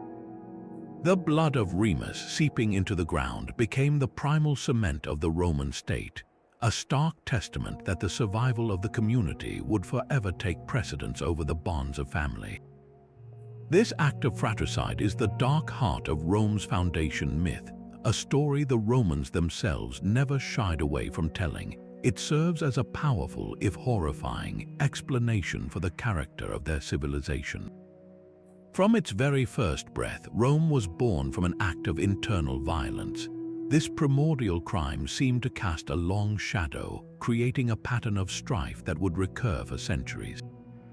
The internal conflicts between patricians and plebeians, the political assassinations of the Gracchi brothers, and the devastating civil wars that ultimately destroyed the Republic, all of these could be seen in the Roman imagination as a tragic inheritance from this original sin. The myth answers a haunting question the Romans must have asked themselves during times of internal bloodshed. Why is our history so filled with citizens turning against one another?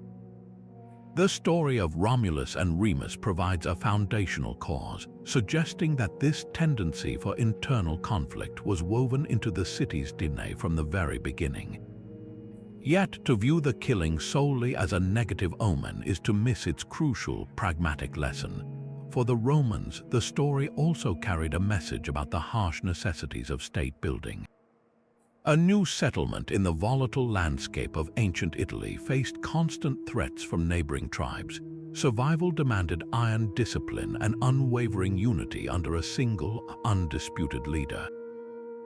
Romulus's action, however brutal, established that the law of the city was absolute. There could be no room for divided authority or challenges to the foundational rights. By making an example of his own brother, Romulus demonstrated that no one, no matter how close, was above the sanctity of the state. This established a core tenet of Roman ideology, the sacrifice of individual desire and even familial loyalty for the greater good of the res publica, the public affair. The death of Remus was the terrible price paid for order, a grim declaration that the dream of a city required the enforcement of a terrifying, unyielding law.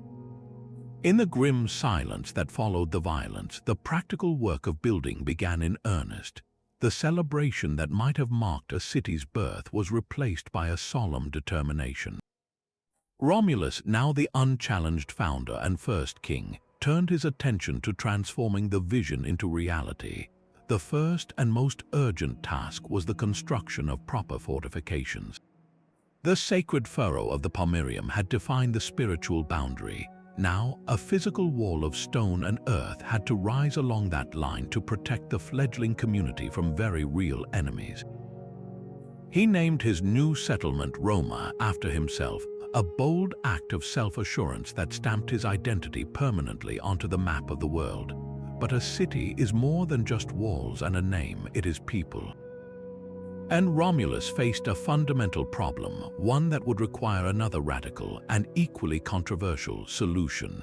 The population of his new Rome was almost entirely male, consisting of his band of shepherds, adventurers, and exiles. For the city to have a future, it needed women. The quest for wives would lead to one of the most famous and contentious episodes in Roman legend, the abduction of the Sabine women, an event that would test the new city's strength and its founders' cunning in ways a simple wall never could. With the blood of his brother soaking into the sacred ground, Romulus stood as the unchallenged master of the new city. The tragic price had been paid, and in its wake came an absolute solitary authority.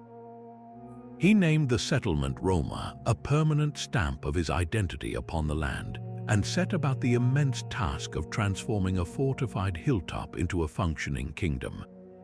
His first act as king was a bold and unconventional one. Understanding that a city without people is merely a collection of empty buildings, he declared Rome a sanctuary, a place of refuge. He threw open the gates not to established families or noble lineages, but to the dispossessed, the desperate, and the ambitious.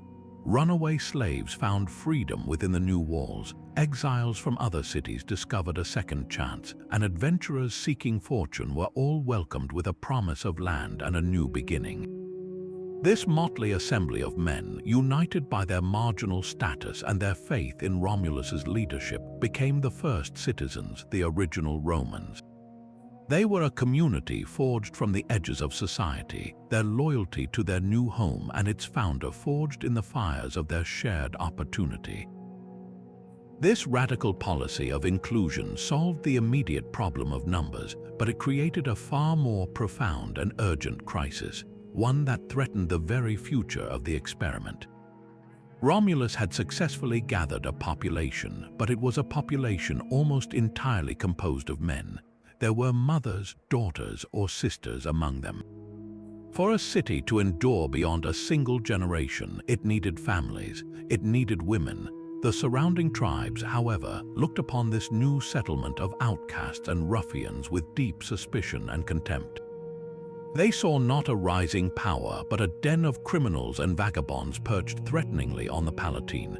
When Romulus, as a king seeking to establish legitimate ties, sent envoys to the neighboring communities, the Sabines, the Latins, the Etruscans requesting alliances and the right of intermarriage, his ambassadors were met with universal rejection and outright ridicule. The fathers of these established peoples refused to give their daughters in marriage to what they considered a band of low-born refugees. This diplomatic failure left Rome in a perilous position. It was a city with a past but no future, a vibrant community destined to die out with its first generation unless its founder could devise a solution as audacious as the problem was dire. The stage was set for an act that would be remembered for millennia, not as a crime of passion, but as a calculated, desperate strategy for survival. The diplomatic rejections had left Romulus with a stark reality. His city was a fortress of men, a vibrant but ultimately sterile community. Walls could be built by hands and laws could be declared by a king, but a future required families. Without women, Rome was little more than a temporary camp, destined to vanish within a generation. Faced with the stubborn refusal of his neighbors to grant his people legitimacy through marriage, Romulus realized that conventional appeals were useless. If the surrounding tribes would not give their daughters willingly, then a more audacious and ruthless strategy would be necessary. He would take what the city needed to survive. The plan he devised was a masterpiece of cunning and deception, one that would exploit the very social customs his enemies held dear. He announced a great festival, a spectacle in honor of the god Consus. Consus was a deity of the stored harvest and, significantly, of secret councils. The connection was apt, for the festival itself was to be a grand deception. Messengers were sent throughout the region, to the Sabine towns in the mountains, to the Latin villages on the plains, and to the Etruscan settlements to the north. The invitation was for everyone, men, women, and children, to come to the new city of Rome for a day of games, feasting, and religious observance. It was a brilliant ruse. A religious festival was considered sacrosanct, a time of truce and peaceful celebration under the eyes of the gods. To refuse an invitation to such an event would be an insult to the divine, and to attend was to be under a guarantee of safety. The neighboring peoples, particularly the Sabines from the nearby town of Cures, were intrigued. Their curiosity about the upstart settlement, mixed with a desire for entertainment and a sense of religious duty, overcame their suspicion. They arrived at Rome in great numbers, the Sabine families especially, the men clad in their finest, their wives and daughters excited for a day of rare spectacle. The atmosphere in the new city must have been electric with a dangerous duality. For the visitors, it was a day of genuine celebration. The games were thrilling, the chariot races exciting, the air filled with the smell of roasting meat and the sound of laughter. The Romans, however, played their parts in a tense drama. They were the perfect hosts, mingling, offering food and drink, their eyes secretly measuring distances, their hearts pounding with anticipation for the signal. They pointed out the new temples and the rising walls, all the while carefully noting the positions of the Sabine maidens.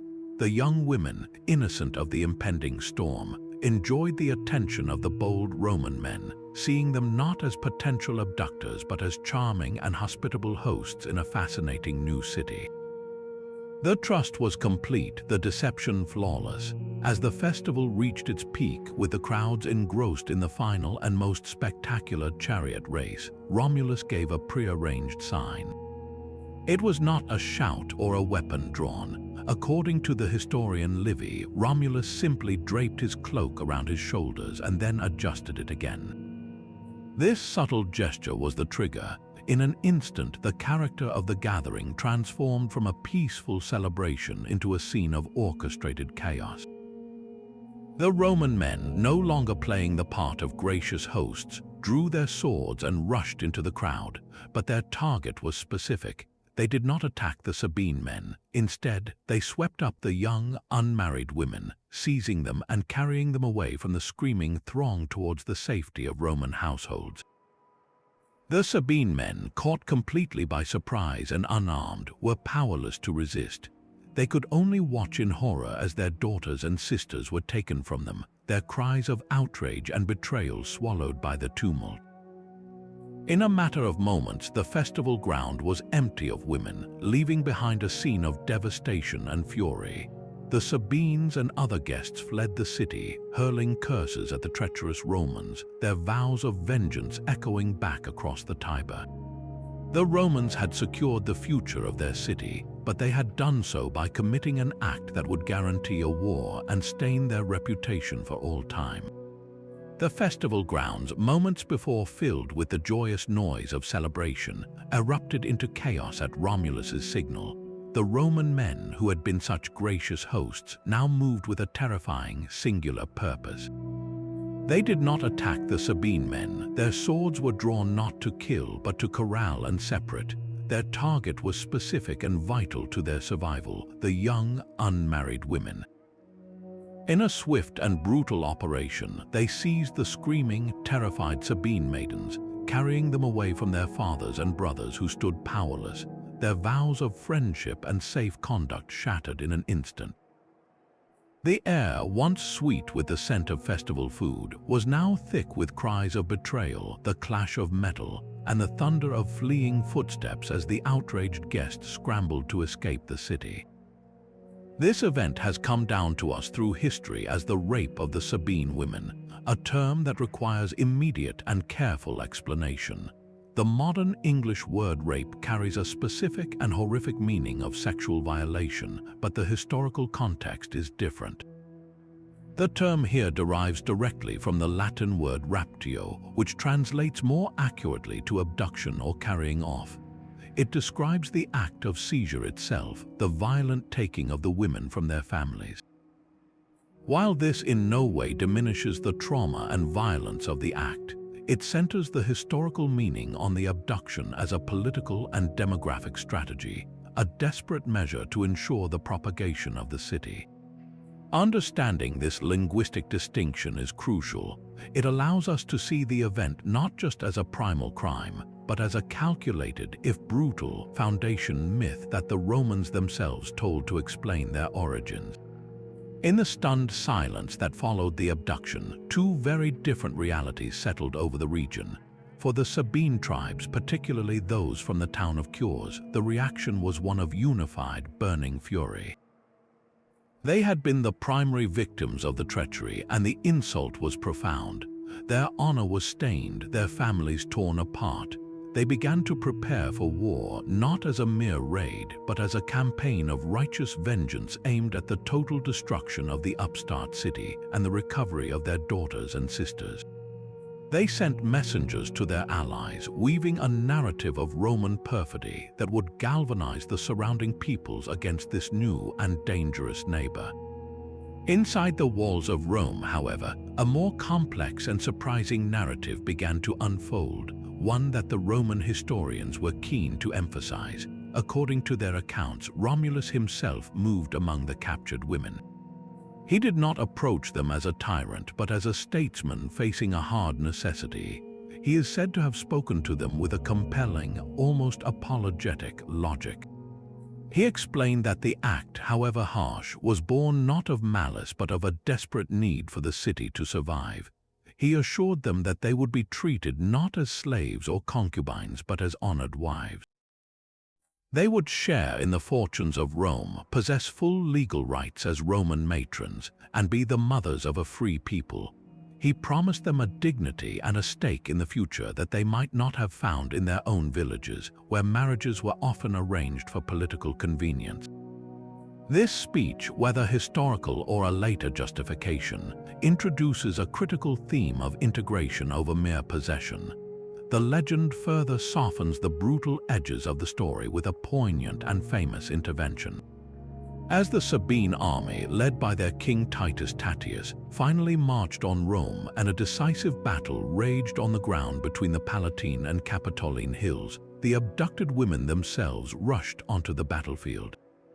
Their hair disheveled, their faces streaked with tears, they ran between the clashing lines of their fathers and brothers on one side and their new Roman husbands on the other.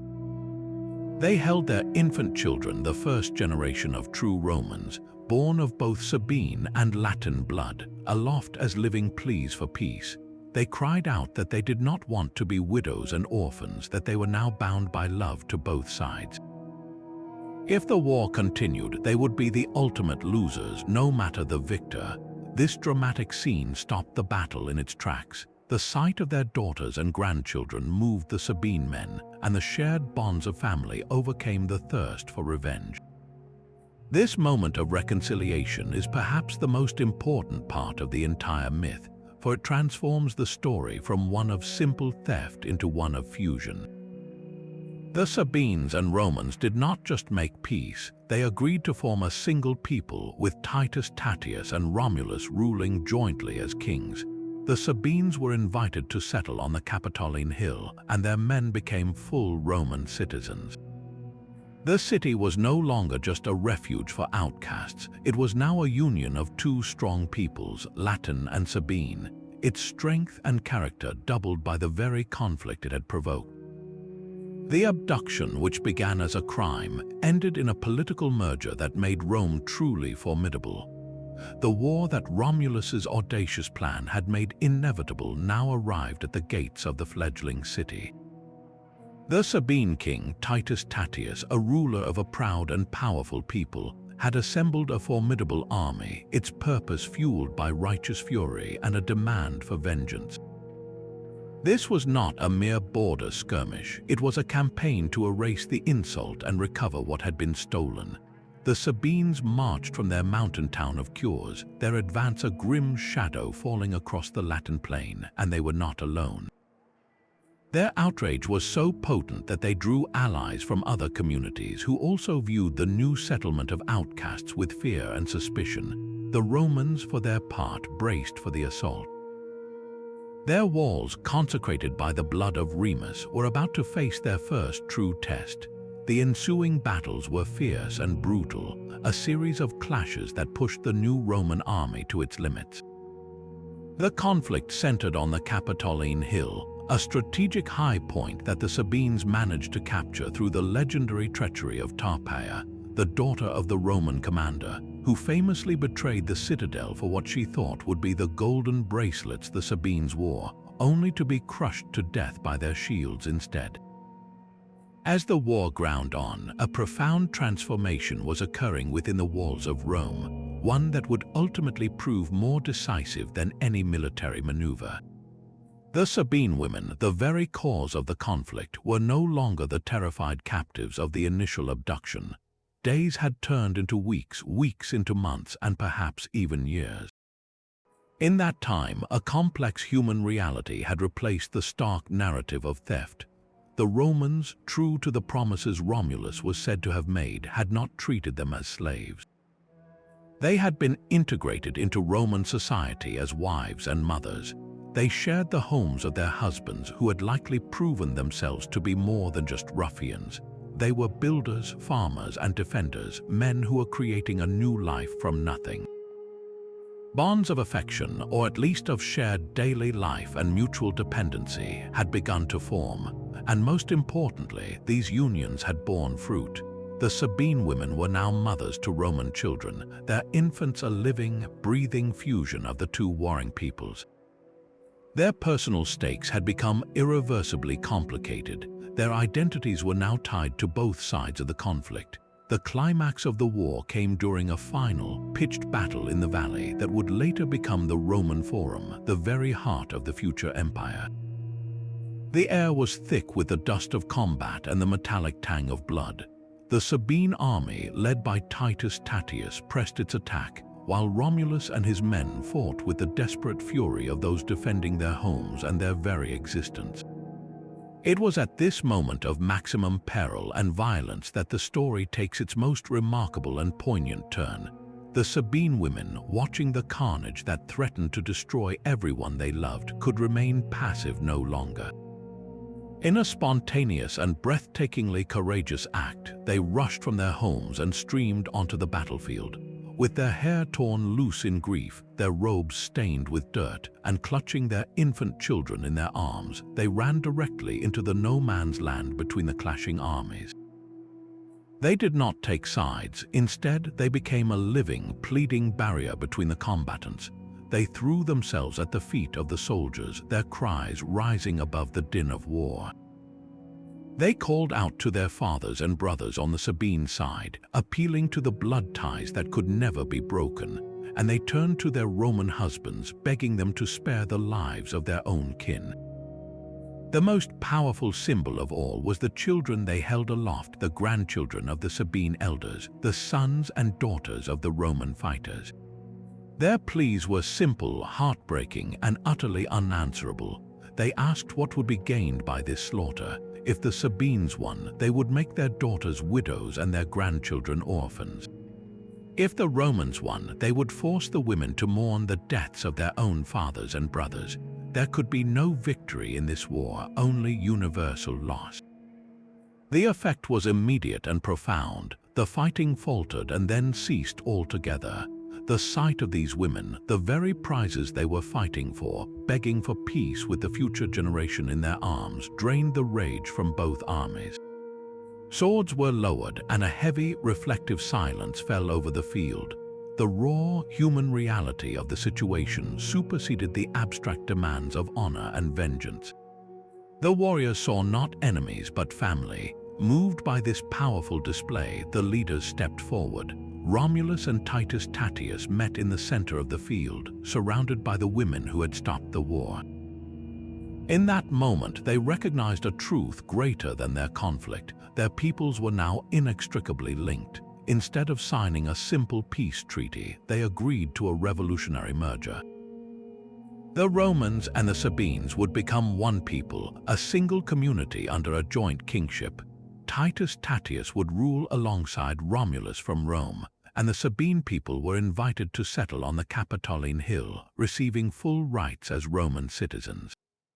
The abduction that began as a desperate crime had ended through a strange and difficult alchemy in the creation of a stronger, more diverse, and truly formidable nation.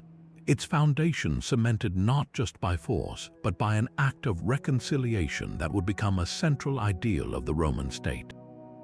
The battlefield fell silent, the clatter of swords replaced by the hushed sobs of the Sabine women and the confused murmurs of the soldiers. In that charged stillness, the two kings, Romulus and Titus Tatius, faced each other. The rage that had fueled their war had been extinguished by the raw, human plea that stood between them. They saw not an enemy, but the fathers of their grandchildren, the husbands of their daughters. It was a moment of profound clarity. Continuing the fight was not just pointless, it was a path to mutual destruction. So they made a decision that was as radical as it was wise. They agreed to a truce, but this was no mere cessation of hostilities. They proposed a complete and total union. The Sabines would not return to their mountain homes as a separate people. Instead, they would become Romans. And in an astonishing act of political innovation, Titus Tatius would come to rule alongside Romulus, establishing a unique dual monarchy where the Sabine king would govern jointly from the very city he had just tried to destroy. This was far more than a peace treaty. It was a founding act of genius that would define Rome's character for centuries. The immediate benefit was a massive surge in strength.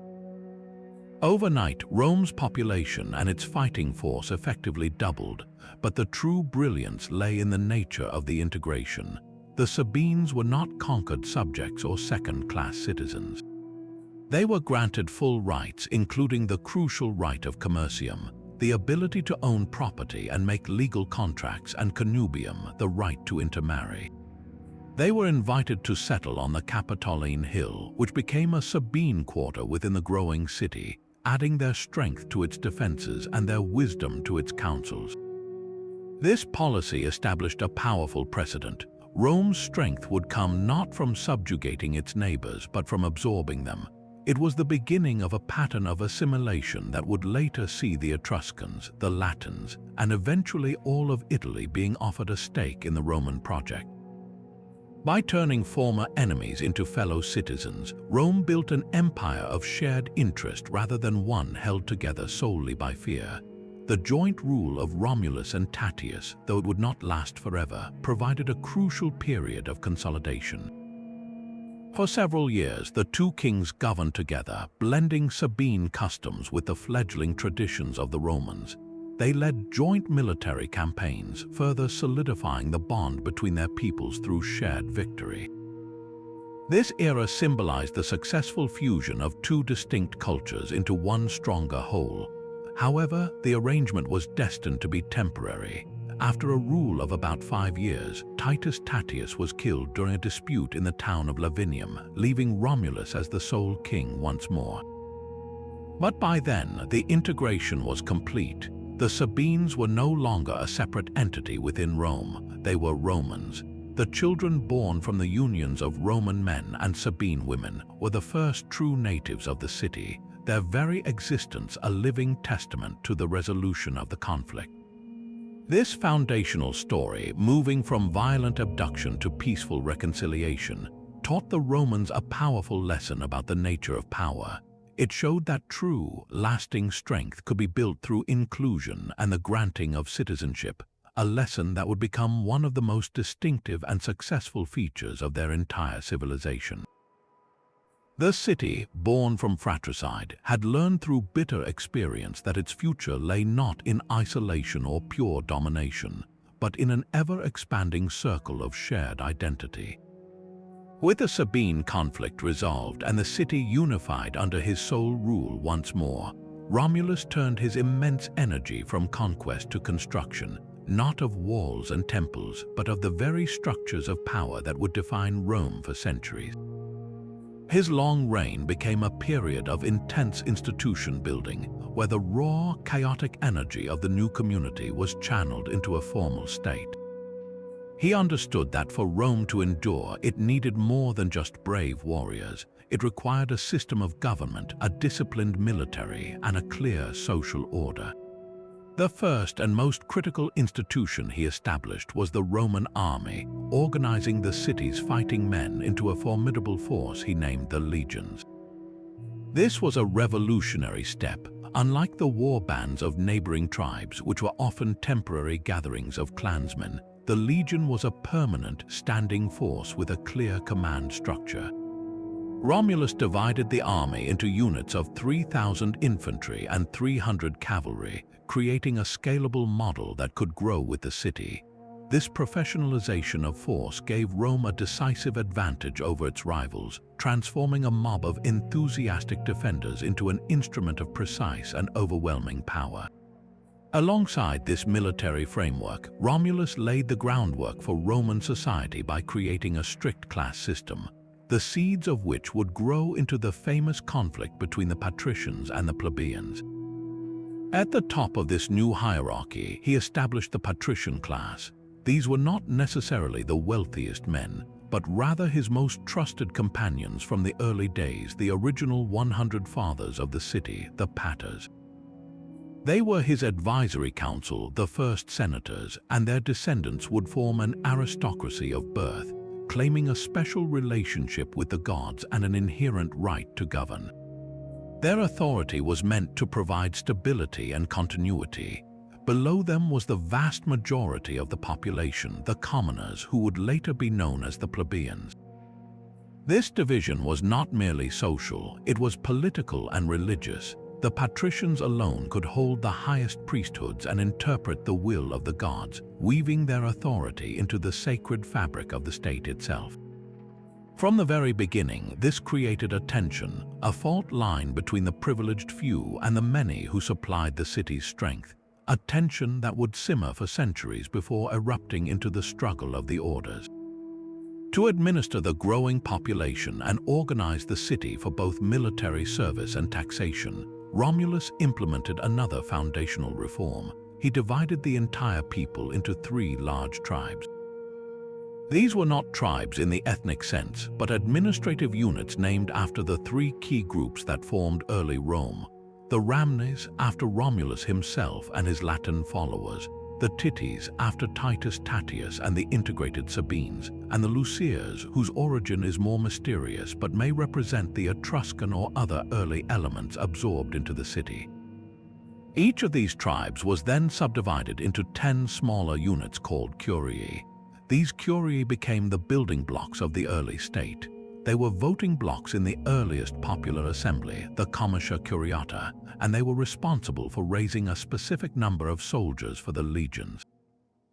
This system ingeniously linked military obligation to political participation, ensuring that the army's structure was a direct reflection of the citizen body. It was a remarkably efficient way to organize a burgeoning and diverse population, creating a sense of collective identity that transcended old ethnic loyalties.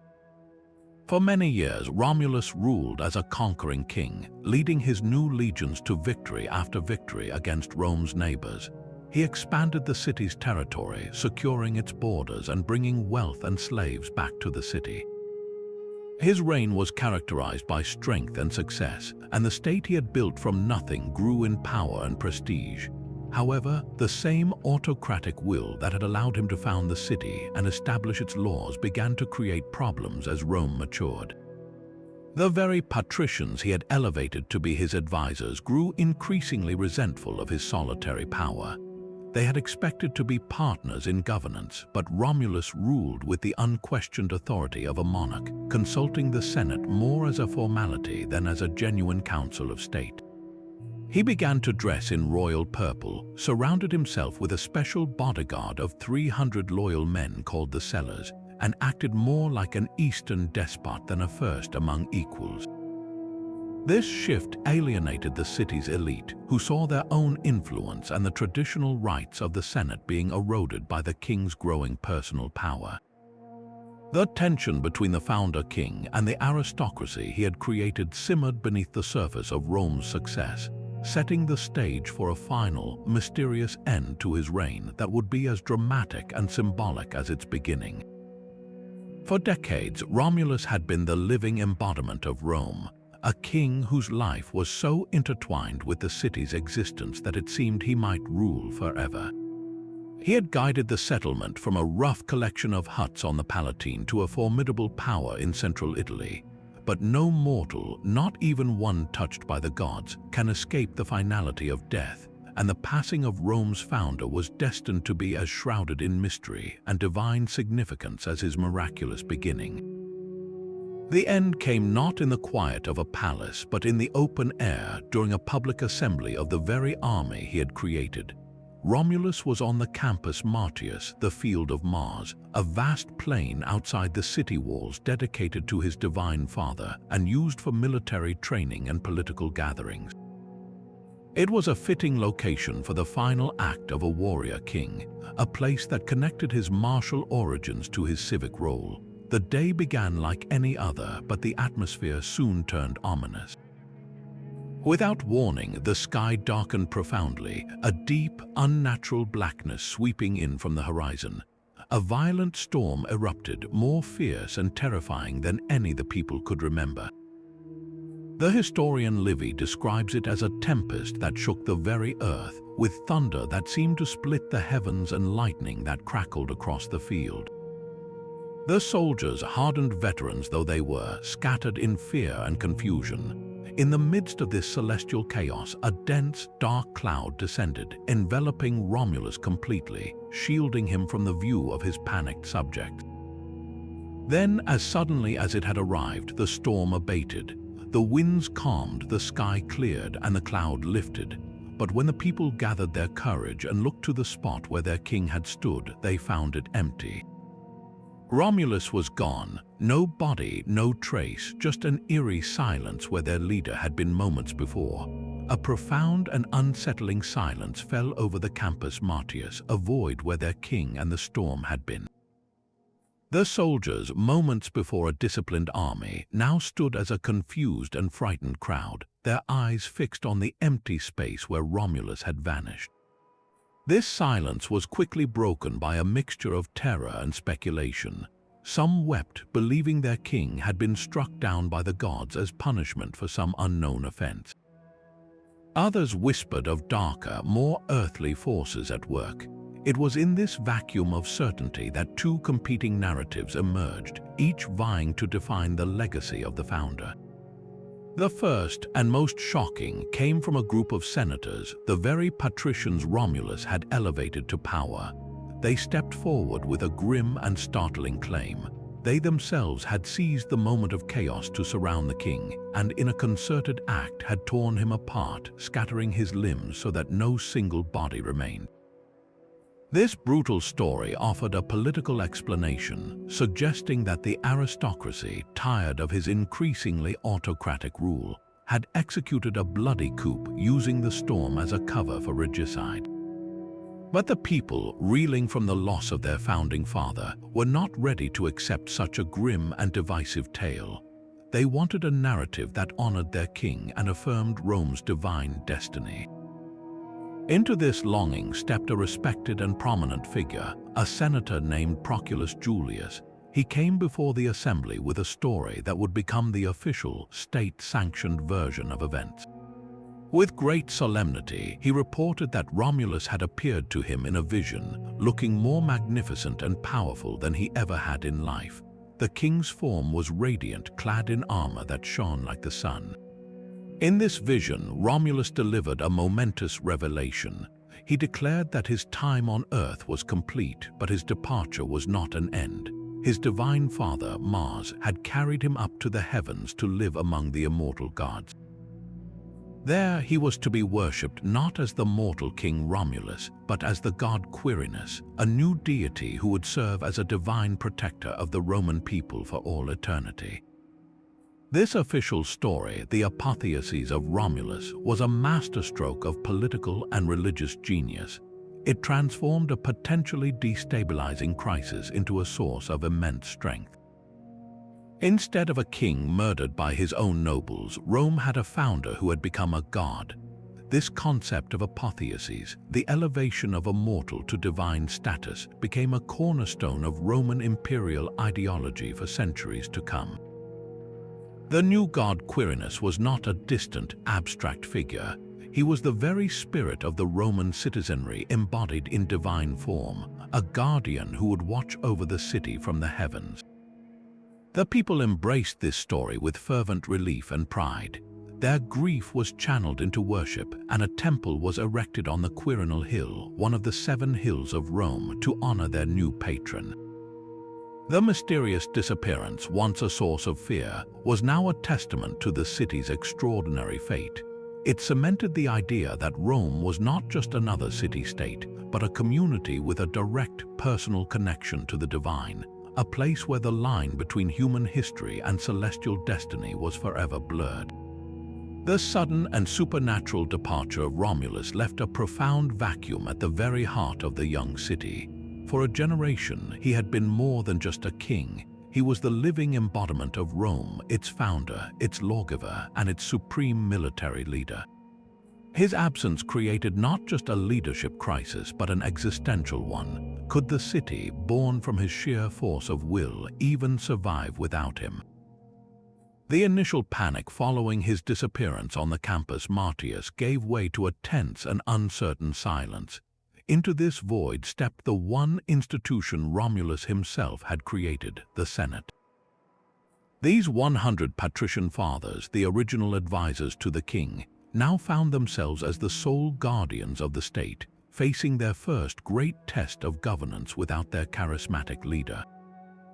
The solution they devised was as pragmatic as it was unprecedented, fearful of both internal chaos and external attack, and perhaps equally wary of immediately appointing another powerful monarch who might dominate them. The senators invented a temporary system known as the interregnum, which literally means between reigns.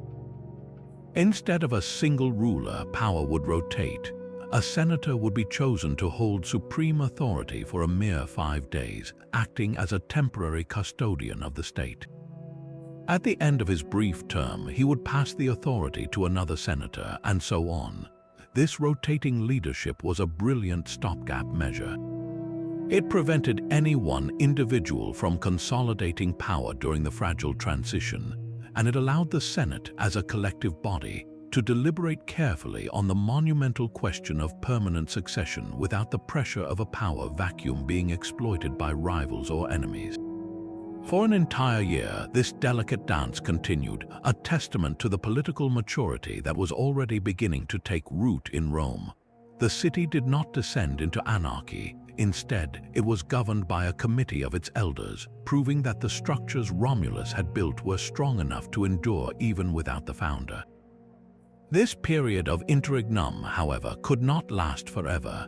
The Roman people, accustomed to the decisive leadership of a king, grew restless. The constant rotation of rulers, while safe, lacked the vision and direction needed for a growing city to thrive. A consensus began to emerge that a new, permanent king was necessary. But what kind of king? Romulus had been a man of war, a conqueror who secured Rome's place in the world through sheer force. His reign had been defined by expansion, conflict, and the raw energy of foundation. The Senate and the people now faced a critical choice. Did they need another Romulus, a warrior, to continue his aggressive legacy, or did the city require a different kind of leader to guide its next phase of growth? The answer came in the form of a surprising and deliberate choice: Numa Pompilius. He was not a Roman at all, but a Sabine from the town of Cures, the very same town from which the abducted women had been taken a generation earlier. This selection was deeply symbolic. It affirmed the successful union of the Roman and Sabine peoples, showing that the highest office was open to a member of the formerly rival community. More importantly, Numa was the absolute antithesis of Romulus. Where Romulus was a man of the sword, Numa was a man of peace. He was not a soldier or a politician, but a philosopher and a devoutly religious man who lived a simple, austere life away from the intrigues of the city. The legends describe him as a scholar who spent his days in contemplation, studying the laws of nature and the gods, often deep in conversation with the nymph Egeria, who was said to be his divine consort and advisor. The Romans, having secured their physical borders through war, now sought a king who could build their spiritual and legal soul. They weren't looking for a fighter, they were looking for a founder of a different kind, one who could establish the traditions and piety that would earn the gods' favor and ensure the city's long-term stability. By choosing Numa Pompilius, they were consciously setting a new course, trading the spear for the scroll, and embarking on a project of internal cultivation that would be just as vital to their future greatness as any military victory. And so, the city of Rome was born from myth and blood, from a wolf's compassion and a brother's rivalry. Its founding story, blending the divine and the brutally human, set a template for ambition, pragmatism, and resilience. As you drift towards sleep, picture the 7 hills under a starry sky, the quiet Tiber flowing past, and the echoes of a destiny just beginning. Rest well, and may your dreams be filled with ancient legends. The tale does not truly end here, of course, for a story as grand as Rome's is never finished. It simply becomes the foundation for what comes next. The legacy of Romulus and Remus, of Aeneas and the she-wolf, was not confined to the distant past. It lived on in the hearts and minds of every Roman who walked the sacred way, who served in the legions, or who cast a vote in the forum. These legends were more than just entertaining stories. They were a vital part of the Roman identity, a source of national pride and a justification for their place in the world. They explained why Rome was special, why it had the right to rule, and what values its citizens should uphold. The concept of pietas, the duty to the gods, family, and state that Aeneas exemplified, became a cornerstone of Roman morality.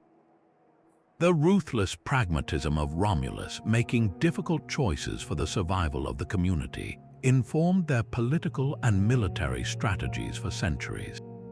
These foundational myths were the bedrock upon which an empire was built. As the centuries turned, the Romans themselves never forgot these origins. The Lupercal cave at the foot of the Palatine Hill remained a sacred site, carefully maintained and celebrated in the wild festival of the Lupercalia, where young men would run through the city recalling the primal energy of the founders. The statue of the Capitoline wolf suckling the twins stood as a powerful symbol of the city, a reminder of their miraculous and fierce beginnings. Even the story of the Sabine women was remembered not with shame, but as a pivotal moment of integration that made Rome stronger.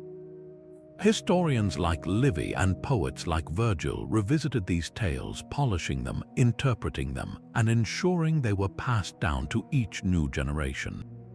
They understood that a people's sense of self is rooted in its stories, and the story of Rome's birth was the most important one they possessed. It was a narrative that could inspire both awe and introspection, a complex tapestry of divine favor and human fallibility that felt profoundly true to the Roman experience. So as you let these ancient echoes lull you into rest, consider the incredible journey from a single act of exposure on a river to the sprawling, eternal city that would captivate the world. It is a story that begins with the smallest of things, the cry of an infant, the kindness of an animal, the ambition of a shepherd, and expands to encompass continents and millennia. The founding of Rome teaches us about the power of destiny, the weight of choices, and the enduring need for community. It shows us that greatness often has humble, even messy, beginnings, and that the path to power is paved with both miracles and sacrifices. The 7 hills now stand silent under the moonlight, their dramatic history settled into the quiet earth. The Tiber continues its endless journey to the sea, just as it did on the day it carried the twins to safety. Let the steady, timeless flow of the river and the deep silence of the hills carry you away into a peaceful and restorative sleep, where the legends of the past can mingle with the dreams of the present. Good night.